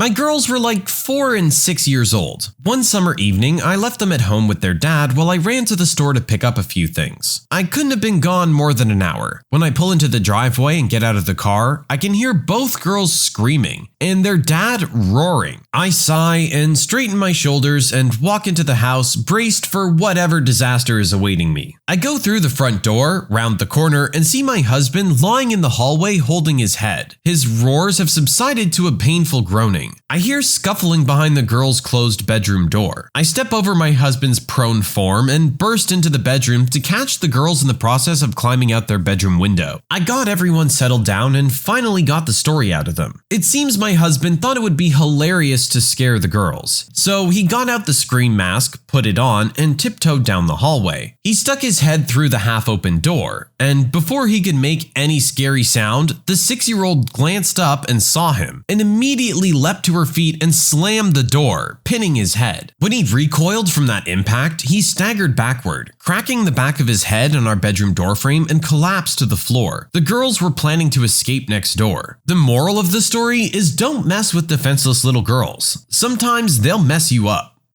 You know what? I'd be pretty darn proud of my little girls in this situation.